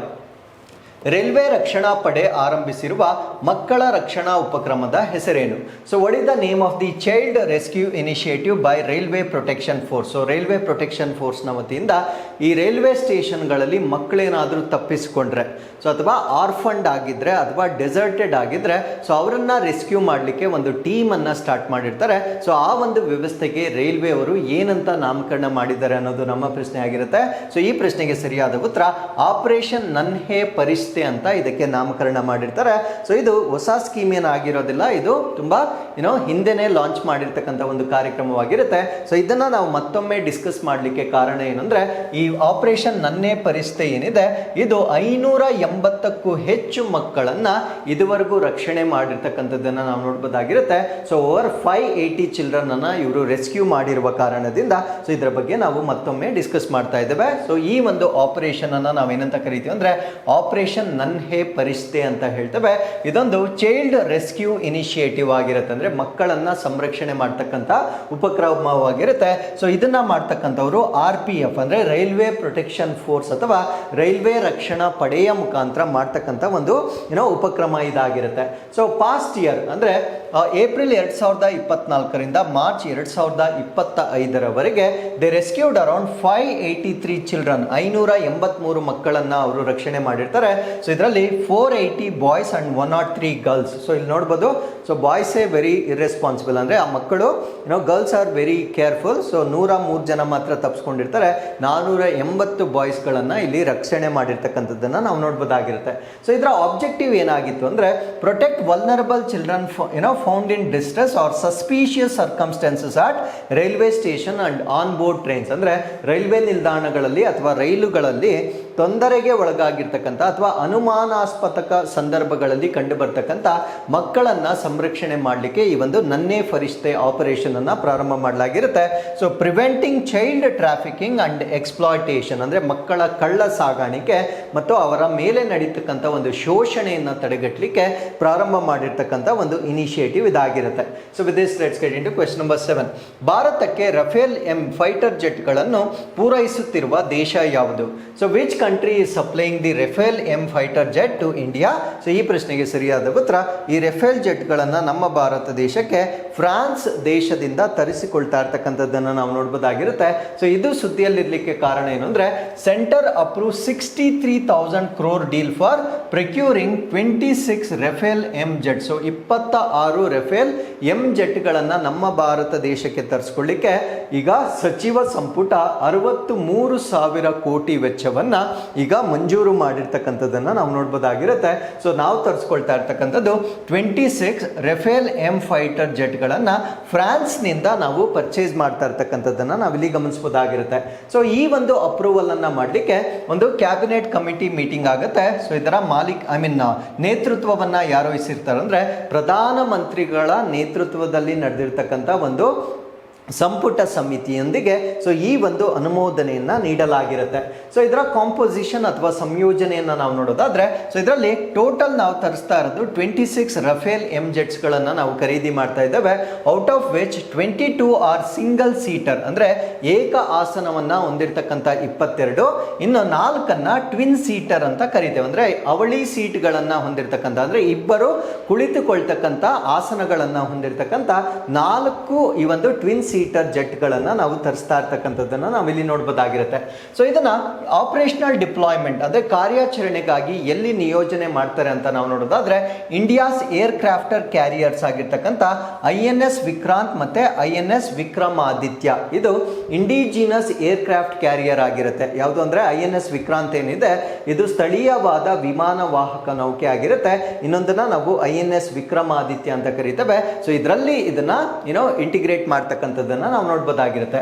So Rafale M jets ಬಗ್ಗೆ ನಾವು ಮಾಹಿತಿಯನ್ನ ಡಿಸ್ಕಸ್ ಮಾಡೋದಾದ್ರೆ, ಸೊ ಇದನ್ನ ನಾವು naval variant of Rafale fighter air craft ಅಂತ ಕರಿತೇವೆ. ಅಂದ್ರೆ ಇದೊಂದು ನೌಕಾ ರೂಪಾಂತರವಾಗಿದೆ. ಸೊ ಅದಕ್ಕೆ ನಾವು ಇದನ್ನ ಹೇಳ್ತಕ್ಕಂಥದ್ದು INS ವಿಕ್ರಮಾದಿತ್ಯ ಮತ್ತೆ INS ವಿಕ್ರಾಂತ್. INS ಅಂದ್ರೆ ಇಂಡಿಯನ್ ನೇವಲ್ ಶಿಪ್ ಅಂತ ಹೇಳ್ತೀವಲ್ವಾ. ಸೊ ಇದರಲ್ಲಿ ಇಂಟಿಗ್ರೇಟ್ ಮಾಡುವ ಕಾರಣದಿಂದ ಸೊ ಇದನ್ನ ನಾವು naval variant of the Rafale fighter aircraft ಅಂತ ಕರಿತೇವೆ. ಸೊ ಇದನ್ನ ಸಾಮಾನ್ಯವಾಗಿ ಅಂದ್ರೆ specifically design for carrier based operations, ಅಂದರೆ ಈ ಒಂದು ವಾಹಕ ಆಧಾರಿತ ಕಾರ್ಯಾಚರಣೆಗಳೇನಿರುತ್ತೆ ಸೊ ಕ್ಯಾರಿಯರ್ ಬೇಸ್ಡ್ ಆಪರೇಷನ್ಸ್ಗೆ ಇದನ್ನು ಪರ್ಟಿಕ್ಯುಲರ್ ಆಗಿ ವಿನ್ಯಾಸ ಮಾಡಿರ್ತಕ್ಕಂಥದ್ದನ್ನು ನೀವು ಇಲ್ಲಿ ನೋಡ್ಬೋದಾಗಿರುತ್ತೆ. ಸೊ ಇದನ್ನು ಮ್ಯಾನುಫ್ಯಾಕ್ಚರ್ ಮಾಡಿರ್ತಕ್ಕಂಥವ್ರು ಯಾರು ಅಂದರೆ ಡಸಾಲ್ಟ್ ಏವಿಯೇಷನ್ ವತಿನಿಂದ ಇದನ್ನು ಮ್ಯಾನುಫ್ಯಾಕ್ಚರ್ ಮಾಡಿರ್ತಾರೆ. ಸೊ ಇದರಲ್ಲಿ ಅಡ್ವಾನ್ಸ್ಡ್ ಏವಿಯಾನಿಕ್ಸ್ ಆಗಿರ್ಬೋದು, ಎಲೆಕ್ಟ್ರಾನಿಕ್ ವಾರ್ಫೇರ್ ಸಿಸ್ಟಮ್ ಆಗಿರ್ಬೋದು, ಮತ್ತು ಏನೋ ಕಟ್ಟಿಂಗ್ ಎಡ್ಜ್ ವೆಪನರಿ ಆಗಿರ್ಬೋದು, ಎಲ್ಲವನ್ನ ಅಂದರೆ ತುಂಬ ಸುಧಾರಿತವಾಗಿರ್ತಕ್ಕಂಥ ಒಂದು ಶಸ್ತ್ರಾಸ್ತ್ರಗಳನ್ನು ಸೊ ಈ ಒಂದು ಸಿಸ್ಟಮ್ ಅಲ್ಲಿ ಡೆವಲಪ್ ಮಾಡಲಾಗಿರುತ್ತೆ. ಸೊ ಇದರ ಪರ್ಫಾರ್ಮೆನ್ಸ್ ಅಥವಾ ಕಾರ್ಯಕ್ಷಮತೆಯನ್ನು ನಾವು ನೋಡೋದಾದ್ರೆ it can reach up to the speed of Mach 1.8, ಅಂದರೆ ಈ ಶಬ್ದದ ವೇಗ ಎಷ್ಟಿರುತ್ತೆ ಅದಕ್ಕಿಂತ 1.8 ಪಟ್ಟು ಹೆಚ್ಚಿನ ವೇಗದಲ್ಲಿ ಟ್ರಾವೆಲ್ ಮಾಡ್ತಕ್ಕಂಥ ಒಂದು ಕೆಪಾಸಿಟಿಯನ್ನು ಇದಕ್ಕೆ ನೀಡಲಾಗಿರುತ್ತೆ. So it can combat radius exceeding 1000 kilometres, ಅಂದರೆ 1000 ಕಿಲೋಮೀಟರ್ ವ್ಯಾಪ್ತಿ ಏನಿರುತ್ತೆ ಅದನ್ನು ಮೀರಿ ಇದು ಅಟ್ಯಾಕ್ ಮಾಡ್ತಕ್ಕಂಥ ಒಂದು ಸಾಧ್ಯತೆಯನ್ನು ಸೊ ಇದು ಹೊಂದಿರುತ್ತೆ. And it can carry the load of 9500 kgs, ಅಂದರೆ 9500 kgವರೆಗಿನ ತೂಕವನ್ನು ಸಾಗಿಸ್ತಕ್ಕಂಥ ಒಂದು ಸಾಮರ್ಥ್ಯವನ್ನು ಕೂಡ ಸೊ ಇದು ಹೊಂದಿರುತ್ತೆ. So with this let's get into question number 8. PM Poshan ಯೋಜನೆ ಅಡಿ ಕೇಂದ್ರವು ಸಾಮಗ್ರಿಗಳ ವೆಚ್ಚವನ್ನು ಎಷ್ಟು ಹೆಚ್ಚಿಸಿದೆ? So by how much as the centre increase the material cost under PM Poshan scheme. So PM Poshan ಅಂತಕ್ಕಂಥದ್ದು ಸೊ ನಾವೇನು ಮಧ್ಯಾಹ್ನದ ಬಿಸಿಯೂಟದ ಕಾರ್ಯಕ್ರಮ ಅಂತ ಹೇಳ್ತೇವೆ ಸೊ ಅದನ್ನು ನಾವು PM ಪೋಷಣ್ ಅಂತ ಹೇಳ್ತೇವೆ. ಸೊ ಇದರ ಅಡಿಯಲ್ಲಿ ಸಾಮಗ್ರಿಗಳನ್ನು ಖರೀದಿ ಮಾಡಲಿಕ್ಕೆ ಆ ಒಂದು ವೆಚ್ಚವನ್ನು ಈಗ ಕೇಂದ್ರ ಸರ್ಕಾರ ಇನ್ಕ್ರೀಸ್ ಮಾಡಿರುತ್ತೆ. ಹಾಗಿದ್ರೆ ಎಷ್ಟು ಪರ್ಸೆಂಟೇಜ್ ಇನ್ಕ್ರೀಸ್ ಮಾಡಿದೆ ಅನ್ನೋದು ನಮ್ಮ ಪ್ರಶ್ನೆ ಆಗಿರುತ್ತೆ. ಸೊ ಈ ಪ್ರಶ್ನೆಗೆ ಸರಿಯಾದ ಉತ್ತರ 9.5% ಇನ್ಕ್ರೀಸ್ ಮಾಡಿರ್ತಕ್ಕಂಥದ್ದನ್ನು ನಾವು ನೋಡ್ಬೋದಾಗಿರುತ್ತೆ. So centre enhances material cost by 9.5% under PM Poshan scheme. So PM Poshan ಯೋಜನೆ ಅಡಿಯಲ್ಲಿ ಕೇಂದ್ರ ಸರ್ಕಾರ ಸಾಮಗ್ರಿಗಳ ವೆಚ್ಚವನ್ನು 9.5% ಹೆಚ್ಚಿಸಿರ್ತಕ್ಕಂಥದ್ದನ್ನು ನಾವು ನೋಡ್ಬೋದಾಗಿರುತ್ತೆ. So which will be effective from May 1, 2025. So May 1, 2025ರಿಂದ ಕಾರ್ಯರೂಪಕ್ಕೆ ಬರ್ತಕ್ಕಂಥ ಒಂದು ವೆಚ್ಚವಾಗಿರುತ್ತೆ. ಸೊ ಈ ಒಂದು PM ಪೋಷಣ್ನ ಅಡಿಯಲ್ಲಿ it provides hot cooked meal to over 11 crore students in Balvatika. So Balvatika ಅಂದರೆ ತರಗತಿ 1ರಿಂದ ತರಗತಿ 8ರಲ್ಲಿರ್ತಕ್ಕಂಥ ಗೌರ್ಮೆಂಟ್ ಮತ್ತು ಗೌರ್ಮೆಂಟ್ ಏಡೆಡ್ ಸರ್ಕಾರಿ ಮತ್ತು ಸರ್ಕಾರಿ ಅನುದಾನಿತ ಶಾಲೆಗಳನ್ನು ನಾವು ಬಾಲವಾಟಿಕಾ ಅಂತ ನಾವೇನು ಹೇಳ್ತೇವೆ. ಸೊ ಈ ಒಂದು ಬಾಲವಾಟಿಕೆಯಲ್ಲಿರ್ತಕ್ಕಂಥ ಸರಿಸುಮಾರು 11 ಕೋಟಿ ವಿದ್ಯಾರ್ಥಿಗಳಿಗೆ ಮಧ್ಯಾಹ್ನದ ಬಿಸಿಯೂಟವನ್ನು ನೀಡ್ತಕ್ಕಂಥ ಒಂದು ಕಾರ್ಯಕ್ರಮ ಇದಾಗಿರುತ್ತೆ. ಸೊ ಈ ಒಂದು ಕಾರ್ಯಕ್ರಮದ ಅನ್ವಯ ಈಗ ರಿವೈಸ್ಡ್ ಕಾಸ್ಟ್ ಎಷ್ಟಿದೆ ಅಂತ ನಾವು ನೋಡೋದಾದ್ರೆ ಪ್ರೈಮರಿ ಸ್ಟೂಡೆಂಟ್ಸ್ಗೆ ಒನ್ ಸ್ಟೂಡೆಂಟ್ಗೆ ಎಷ್ಟು ದಿನ 6.19 rupees, 1 mealಗೆ 6.1 rupees ಅನ್ನ ಚಾರ್ಜ್ ಮಾಡ್ತಾ ಇದ್ರು ಅಥವಾ ಅಷ್ಟು ವೆಚ್ಚವನ್ನು ಅವರು ಸ್ಪೆಂಡ್ ಮಾಡ್ತಾ ಇದ್ರು. ಈಗ 6.79 per student per day increase ಮಾಡಿರ್ತಕ್ಕಂಥದ್ದನ್ನು ನಾವು ನೋಡ್ಬೋದಾಗಿರುತ್ತೆ. ಅಂಡ್ ಅಪ್ಪರ್ ಪ್ರೈಮರಿ ಸ್ಟೂಡೆಂಟ್ಸ್ ಅನ್ನ ತಗೊಂಡಾಗ 9.29 rupees ಇದ್ದಿದ್ದನ್ನು 10.17 ಪರ್ ಸ್ಟೂಡೆಂಟ್ ಪರ್ ಡೇಗೆ ಇನ್ಕ್ರೀಸ್ ಮಾಡಿರ್ತಕ್ಕಂಥದ್ದನ್ನು ನಾವು ನೋಡ್ಬೋದಾಗಿರುತ್ತೆ. ಸೊ ಅಡಿಷನಲ್ ಎಕ್ಸ್ಪೆಂಡಿಚರ್ ಅನ್ನು ನಾವು ನೋಡೋದಾದ್ರೆ centre will bear additional cost of 954 crore, 954 ಹೆಚ್ಚುವರಿ ವೆಚ್ಚವನ್ನು ಕೇಂದ್ರ ಸರ್ಕಾರ ಈ ಒಂದು ಇನಿಷಿಯೇಟಿವ್ಗೆ ಸ್ಪೆಂಡ್ ಮಾಡ್ತಕ್ಕಂಥದ್ದನ್ನು ನೀವು ಇಲ್ಲಿ ನೋಡ್ಬೋದಾಗಿರುತ್ತೆ. ಸೊ ಇದನ್ನು ನಾವು ನ್ಯೂಟ್ರಿಷನಲ್ ಸಪೋರ್ಟ್ ಅಥವಾ ಪೌಷ್ಟಿಕಾಂಶದ ಬೆಂಬಲ ಕಾರ್ಯಕ್ರಮ ಅಂತ ಹೇಳ್ತೇವೆ.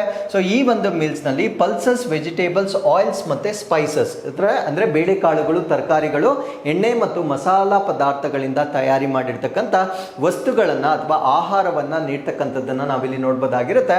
ಫುಡ್ ಕಾರ್ಪೊರೇಷನ್ ಆಫ್ ಇಂಡಿಯಾ, ಇದನ್ನು ನಾವು FCI ಅಂತ ಕರಿತೇವೆ. ಅಂದರೆ ಭಾರತ ಆಹಾರ ಮಂಡಳಿ ಏನಿದೆ that supplies 26 lakh metric tons of food grains annually. ಅಂದರೆ ಒಂದು ವರ್ಷಕ್ಕೆ ಈ ಒಂದು ಕಾರ್ಯಕ್ರಮಕ್ಕಾಗಿ ನಮ್ಮ ಭಾರತ ದೇಶದ ಆಹಾರ ನಿಗಮ ಏನಿದೆ ವಾರ್ಷಿಕವಾಗಿ 26 ಲಕ್ಷ ಮೆಟ್ರಿಕ್ ಟನ್ಸಷ್ಟು ಆಹಾರ ಧಾನ್ಯಗಳನ್ನು ಸಪ್ಲೈ ಮಾಡ್ತಕ್ಕಂಥದ್ದನ್ನು ನಾವು ನೋಡ್ಬೋದಾಗಿರುತ್ತೆ. With centre covering 100% of the cost and transportation. ಅಂದರೆ ಈ ಒಂದು 26 ಲಕ್ಷ ಮೆಟ್ರಿಕ್ ಟನ್ಸ್ ಆಹಾರವನ್ನು ಅವ್ರೇನು ಟ್ರಾನ್ಸ್ಪೋರ್ಟೇಷನ್ ಮಾಡ್ತಾರೆ ಮತ್ತು ಅದನ್ನು ಖರೀದಿ ಮಾಡ್ತಾರೆ ಅದರ 100% ವೆಚ್ಚವನ್ನು ಕೇಂದ್ರ ಕೇಂದ್ರ ಸರ್ಕಾರ ಭರಿಸ್ತಕ್ಕಂಥದ್ದನ್ನು ನೀವು ಇಲ್ಲಿ ನೋಡ್ಬೋದಾಗಿರುತ್ತೆ. ಸೊ ಇದರ ಆಬ್ಜೆಕ್ಟಿವ್ ಅಥವಾ ಉದ್ದೇಶ ಏನು? ಆಬ್ವಿಯಸ್ಲಿ ಸ್ಕೂಲ್ ಅಟೆಂಡೆನ್ಸ್ ಅನ್ನ ಇಂಪ್ರೂವ್ ಮಾಡ್ತಕ್ಕಂಥದ್ದು ಅಂಡ್ ಭಾರತ ದೇಶದಲ್ಲಿರ್ತಕ್ಕಂಥ ಮ್ಯಾಲ್ ನ್ಯೂಟ್ರಿಷನ್ ಅಥವಾ ಕುಪೋಷಣೆಯನ್ನ ಕಡಿಮೆ ಮಾಡ್ತಕ್ಕಂಥದ್ದು ಸೊ ಇದರ ಉದ್ದೇಶವಾಗಿ ನೀವು ಗಮನಿಸಬಹುದಾಗಿರುತ್ತೆ. ಸೊ ಈಗ ನಾವು PM ಪೋಷಣ್ ಸ್ಕೀಮ್ ಬಗ್ಗೆ ನಾವು ಡಿಸ್ಕಸ್ ಮಾಡೋದಾದ್ರೆ ಇದನ್ನ ನಾವು ಪ್ರಧಾನ ಮಂತ್ರಿ ಪೋಷಣ ಶಕ್ತಿ ನಿರ್ಮಾಣ ಸ್ಕೀಮ್ ಅಂತ ಹೇಳ್ತೇವೆ. ಮುಂಚೆ ಇದನ್ನ ಏನಂತ ಕರೀತಾ ಇದ್ರು ಅಂದ್ರೆ ಮಿಡ್ ಡೇ ಮೀಲ್ ಸ್ಕೀಮ್ ಅಥವಾ ಮಧ್ಯಾಹ್ನದ ಬಿಸಿಯೂಟದ ಅಥವಾ ಮಧ್ಯಾಹ್ನದ ಊಟದ ಕಾರ್ಯಕ್ರಮ ಅಂತ ಕರೀತಾ ಇದ್ರು. ಸೊ ಇದೊಂದು ಸೆಂಟ್ರಲ್ ಸ್ಪಾನ್ಸರ್ಡ್ ಇನಿಷಿಯೇಟಿವ್ ಆಗಿರುತ್ತೆ, ಅಂದ್ರೆ ಕೇಂದ್ರ ಅನುದಾನಿತ ಕಾರ್ಯಕ್ರಮ ಇದಾಗಿರುತ್ತೆ. ಸೊ ಈ ಒಂದು ಕಾರ್ಯಕ್ರಮದ ಅಡಿಯಲ್ಲಿ they provide nutrition meal to school children across India, ಅಂದ್ರೆ ಭಾರತ ದೇಶದಾದ್ಯಂತ ಶಾಲಾ ಮಕ್ಕಳಿಗೆ ಪೌಷ್ಟಿಕಾಂಶವನ್ನ ಹೊಂದಿರತಕ್ಕಂಥ ಆಹಾರವನ್ನ ನೀಡ್ತಕ್ಕಂಥದ್ದು ಇದರ ಉದ್ದೇಶವಾಗಿರುತ್ತೆ. ಸೊ ಇದರಲ್ಲಿ they provide hot cooked meal on all school days, ಅಂದ್ರೆ ಶಾಲೆ ಇರತಕ್ಕಂಥ ಎಲ್ಲಾ ದಿನಗಳು, ಅಂದ್ರೆ ಯೂಶಲಿ 6 days a week ಏನಿರುತ್ತೆ. ಸೊ ಆ 6 ದಿನಗಳು ಶಾಲೆಗಳಲ್ಲಿ ಬಿಸಿ ಊಟವನ್ನು ನೀಡ್ತಕ್ಕಂಥದ್ದು ಇದರ ಉದ್ದೇಶವಾಗಿರುತ್ತೆ. ಸೊ ಇದರ ನ್ಯೂಟ್ರಿಷನಲ್ ಗೋಲ್ಸ್ ಏನು ಅಂದ್ರೆ ಕಂಬ್ಯಾಟ್ ಮ್ಯಾಲ್ ನ್ಯೂಟ್ರಿಷನ್ ಅಂಡ್ ಅನಿಮಿಯಾ, ಅಂದ್ರೆ ಭಾರತ ದೇಶದಲ್ಲಿರ್ತಕ್ಕಂಥ ಕುಪೋಷಣೆ ಮತ್ತೆ ರಕ್ತಹೀನತೆ ಏನಿರುತ್ತೆ ಸೊ ಇದನ್ನ ಬಗೆಹರಿಸ್ತಕ್ಕಂಥದ್ದು ಈ ಒಂದು ಕಾರ್ಯಕ್ರಮದ ಉದ್ದೇಶವಾಗಿರುತ್ತೆ. So with this let's get into question number 9. So 2024ರಲ್ಲಿ ಭಾರತದ 15 ವರ್ಷ ಮತ್ತು ಅದಕ್ಕಿಂತ ಹೆಚ್ಚಿನ ವಯಸ್ಸಿನ ವ್ಯಕ್ತಿಗಳ ನಿರುದ್ಯೋಗ ದರ ಎಷ್ಟಿತ್ತು? So what was India's unemployment rate for individuals aged 15 and above in 2024? So 2024ರಲ್ಲಿ Bharat ದೇಶದಲ್ಲಿರ್ತಕ್ಕಂಥ 15 ಅಥವಾ 15 ವರ್ಷ ಮೇಲ್ಪಟ್ಟ ವ್ಯಕ್ತಿಗಳಲ್ಲಿ ನಿರುದ್ಯೋಗ ದರ ಪರ್ಸೆಂಟೇಜ್ ಅಲ್ಲಿ ಎಷ್ಟಿತ್ತು ಅನ್ನೋದು ನಮ್ಮ ಪ್ರಶ್ನೆ ಆಗಿರುತ್ತೆ. ಸೊ ಈ ಪ್ರಶ್ನೆಗೆ ಸರಿಯಾದ ಉತ್ತರ 4.9% ಅಷ್ಟು ನಿರುದ್ಯೋಗ ದರವನ್ನು ನಾವು 2024ರಲ್ಲಿ ನಾವು ನೋಡಬಹುದಾಗಿರುತ್ತೆ. So these statistics are very important for your essay writing. So ನಿಮ್ಗೇನಾದರೂ ಅನ್ಎಂಪ್ಲಾಯ್ಮೆಂಟ್ ರಿಲೇಟೆಡ್ ಏನಾದರೂ ಎಸ್ಸೆ ಬಂದಾಗ ಈ ಸ್ಟ್ಯಾಟಿಸ್ಟಿಕ್ಸ್ ಬಹಳ ಇಂಪಾರ್ಟೆಂಟ್ ಆಗಿರುತ್ತೆ. ಸೊ ಸ್ಟ್ಯಾಟಿಸ್ಟಿಕ್ಸ್ ಏನು ಹೇಳುತ್ತೆ ಅನ್ನೋದನ್ನು ನಾವಿಲ್ಲಿ ಡಿಸ್ಕಸ್ ಮಾಡೋಣ. So India's unemployment rate dips slightly to 4.9% in 2024, ಅಂದರೆ 2024ರಲ್ಲಿ ನಮ್ಮ ಭಾರತ ದೇಶದ ನಿರುದ್ಯೋಗ ದರ 4.9%ಗೆ ಸ್ವಲ್ಪ ಇಳಿಕೆ ಆಗಿರೋದನ್ನ ನಾವು ನೋಡ್ಬೋದಾಗಿರುತ್ತೆ. ಅಂದರೆ ಪ್ರೀವಿಯಸ್ ಇಯರ್ಸ್ಗೆ ಕಂಪೇರ್ ಮಾಡಿಕೊಂಡಾಗ ಅನ್ಎಂಪ್ಲಾಯ್ಮೆಂಟ್ ರೇಟ್ ಅಂತಕ್ಕಂಥದ್ದು ಸ್ವಲ್ಪ ಕಡಿಮೆ ಆಗಿದೆ ಅಂತ ಸೊ ಈ ಒಂದು ವರದಿಯ ಮುಖಾಂತರ ನಾವಿಲ್ಲಿ ಗಮನಿಸಬಹುದಾಗಿರುತ್ತೆ. ಸೊ ಇದನ್ನು ನಾವೇನಂತ ಹೇಳ್ತೀವಿ ಅಂದರೆ ಇಂಡಿಯಾಸ್ ಅನ್ಎಂಪ್ಲಾಯ್ಮೆಂಟ್ ರೇಟ್ ಅಂತ ಕರಿತೀವಿ, ಅಂದರೆ ಭಾರತ ದೇಶದ ನಿರುದ್ಯೋಗ ದರ ಅಂತ ಹೇಳ್ತೇವೆ. ಸೊ ಈ ಒಂದು ನಿರುದ್ಯೋಗ ದರವನ್ನು ನಾವು individuals aged 15 years and above ಅಂತ ಇದರಲ್ಲಿ ನಾವು ಚೆಕ್ ಮಾಡ್ತೀವಿ. ಅಂದರೆ 15 ಅಥವಾ 15 ವರ್ಷ ಮೇಲ್ಪಟ್ಟ ವ್ಯಕ್ತಿಗಳಲ್ಲಿ ಚೆಕ್ ಮಾಡ್ತಕ್ಕಂಥದ್ದನ್ನು ನಾವು ನೋಡ್ಬೋದಾಗಿರುತ್ತೆ. ಇದು 4.9% 2024ರಲ್ಲಿ ದಾಖಲಾಗಿರುತ್ತೆ.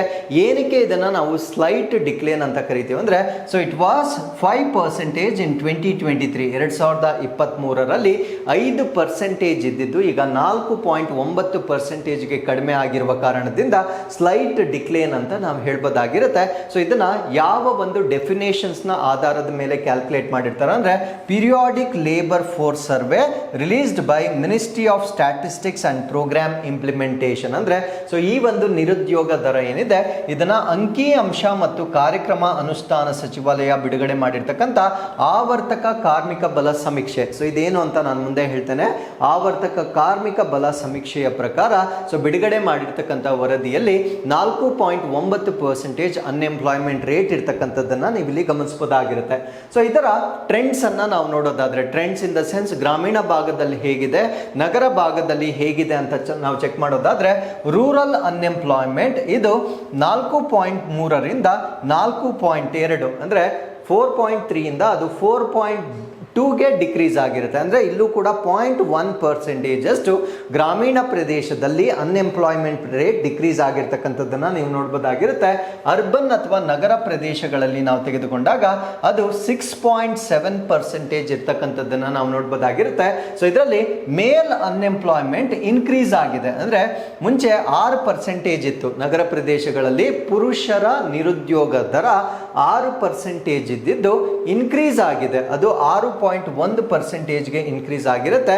ಬಟ್ ನಗರ ಪ್ರದೇಶಗಳಲ್ಲಿ ಫಿಮೇಲ್ ಅನ್ಎಂಪ್ಲಾಯ್ಮೆಂಟ್ ಅಂತಕ್ಕಂಥದ್ದು 8.9% ಇಂದ 8.2%ಗೆ ಡ್ರಾಪ್ ಆಗಿರುತ್ತೆ. ಇದರ ಅರ್ಥ ಏನಂದ್ರೆ, ಸೊ ಮಹಿಳೆಯರು ಉದ್ಯೋಗ ಮಾಡ್ತಕ್ಕಂಥ ಸಂಖ್ಯೆ ನಗರ ಪ್ರದೇಶಗಳಲ್ಲಿ ಹೆಚ್ಚಾಗಿರುತ್ತೆ, ಪುರುಷರು ಉದ್ಯೋಗ ಮಾಡ್ತಕ್ಕಂಥ ಸಂಖ್ಯೆ ನಗರ ಪ್ರದೇಶಗಳಲ್ಲಿ ಕಡಿಮೆ ಆಗಿರ್ತಕ್ಕಂಥದ್ದನ್ನ ಈ ವರದಿಯಲ್ಲಿ ನೀವು ಗಮನಿಸಬಹುದಾಗಿರುತ್ತೆ.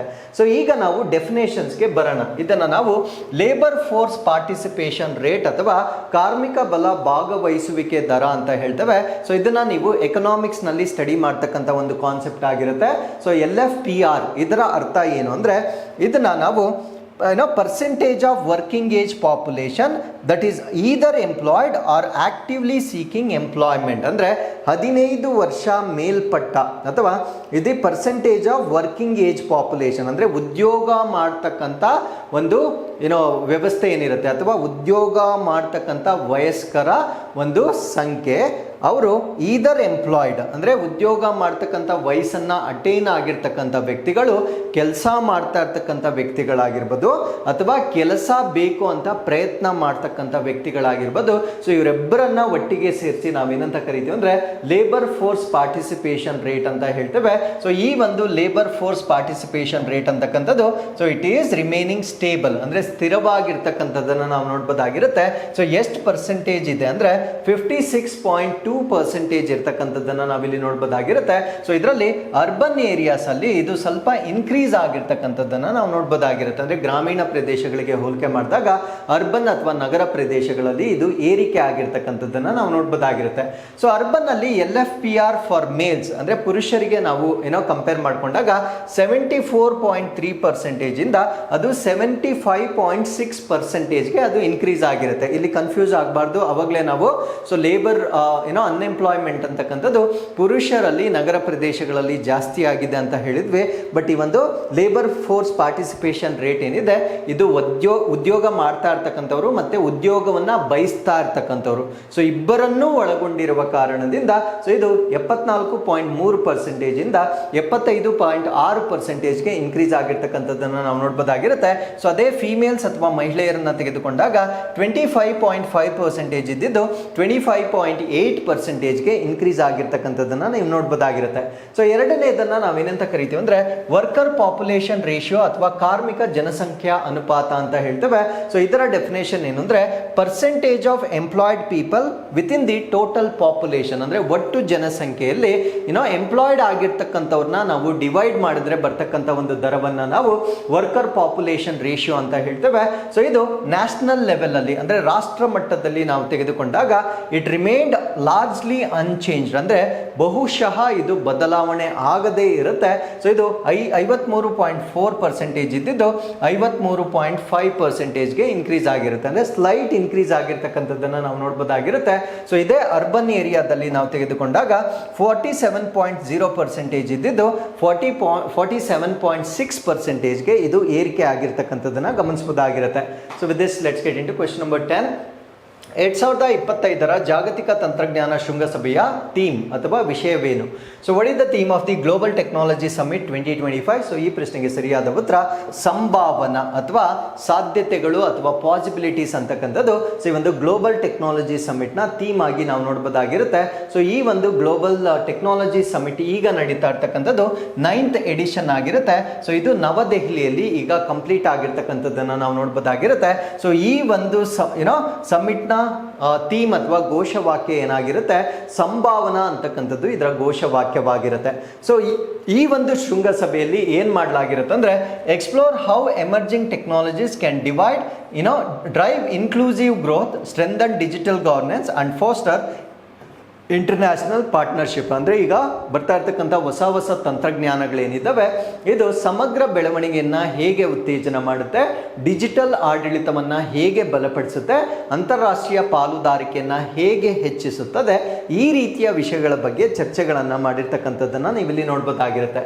ಸೊ ಇದನ್ನು ಈವೆಂಟ್ ಡೀಟೇಲ್ಸನ್ನು ನಾವು ನೋಡೋದಾದರೆ ಇದನ್ನು ಆರ್ಗನೈಸ್ ಮಾಡಿರ್ತಕ್ಕಂಥವ್ರು ಮಿನಿಸ್ಟ್ರಿ ಆಫ್ ಎಕ್ಸ್ಟರ್ನಲ್ ಅಫೇರ್ಸ್ ಅಂದರೆ ವಿದೇಶಾಂಗ ವ್ಯವಹಾರಗಳ ಸಚಿವಾಲಯ ಮತ್ತು ಕಾರ್ನೆಜಿ ಇಂಡಿಯಾ ಇವರ ವತಿಯಿಂದ ಇದನ್ನ ಆರ್ಗನೈಸ್ ಮಾಡಿರ್ತಕ್ಕಂಥದ್ದನ್ನ ನಾವು ನೋಡ್ಬೋದಾಗಿರುತ್ತೆ.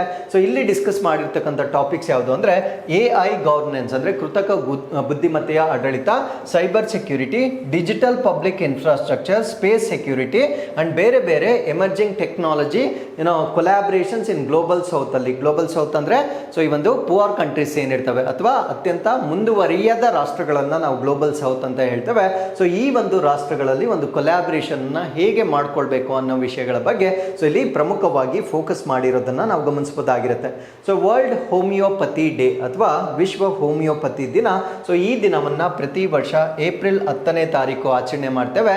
ಸೊ ಏಪ್ರಿಲ್ 10ನೇ ತಾರೀಕಿನ ವಿಶೇಷ ಏನು ಅಂದ್ರೆ so it is the birth anniversary of doctor Samuel Hahnemann, the founder of homoeopathy. ಅಂದ್ರೆ ಈ ಒಂದು ಹೋಮಿಯೋಪತಿಯನ್ನ ಸಂಸ್ಥಾಪನೆ ಮಾಡಿರ್ತಕ್ಕಂಥ ಡಾಕ್ಟರ್ ಸ್ಯಾಮ್ಯುಯಲ್ ಹ್ಯಾನಿಮನ್ ಯಾರಿರ್ತಾರೆ ಸೊ ಇವರ ಜನ್ಮ ವಾರ್ಷಿಕೋತ್ಸವ ದಿನವಾಗಿರ್ತಕ್ಕಂಥ ಏಪ್ರಿಲ್ 10ನೇ ತಾರೀಕನ್ನು ನಾವು ವಿಶ್ವ ಹೋಮಿಯೋಪತಿ ದಿನವನ್ನಾಗಿ ನಾವು ಆಚರಣೆ ಮಾಡ್ತೇವೆ.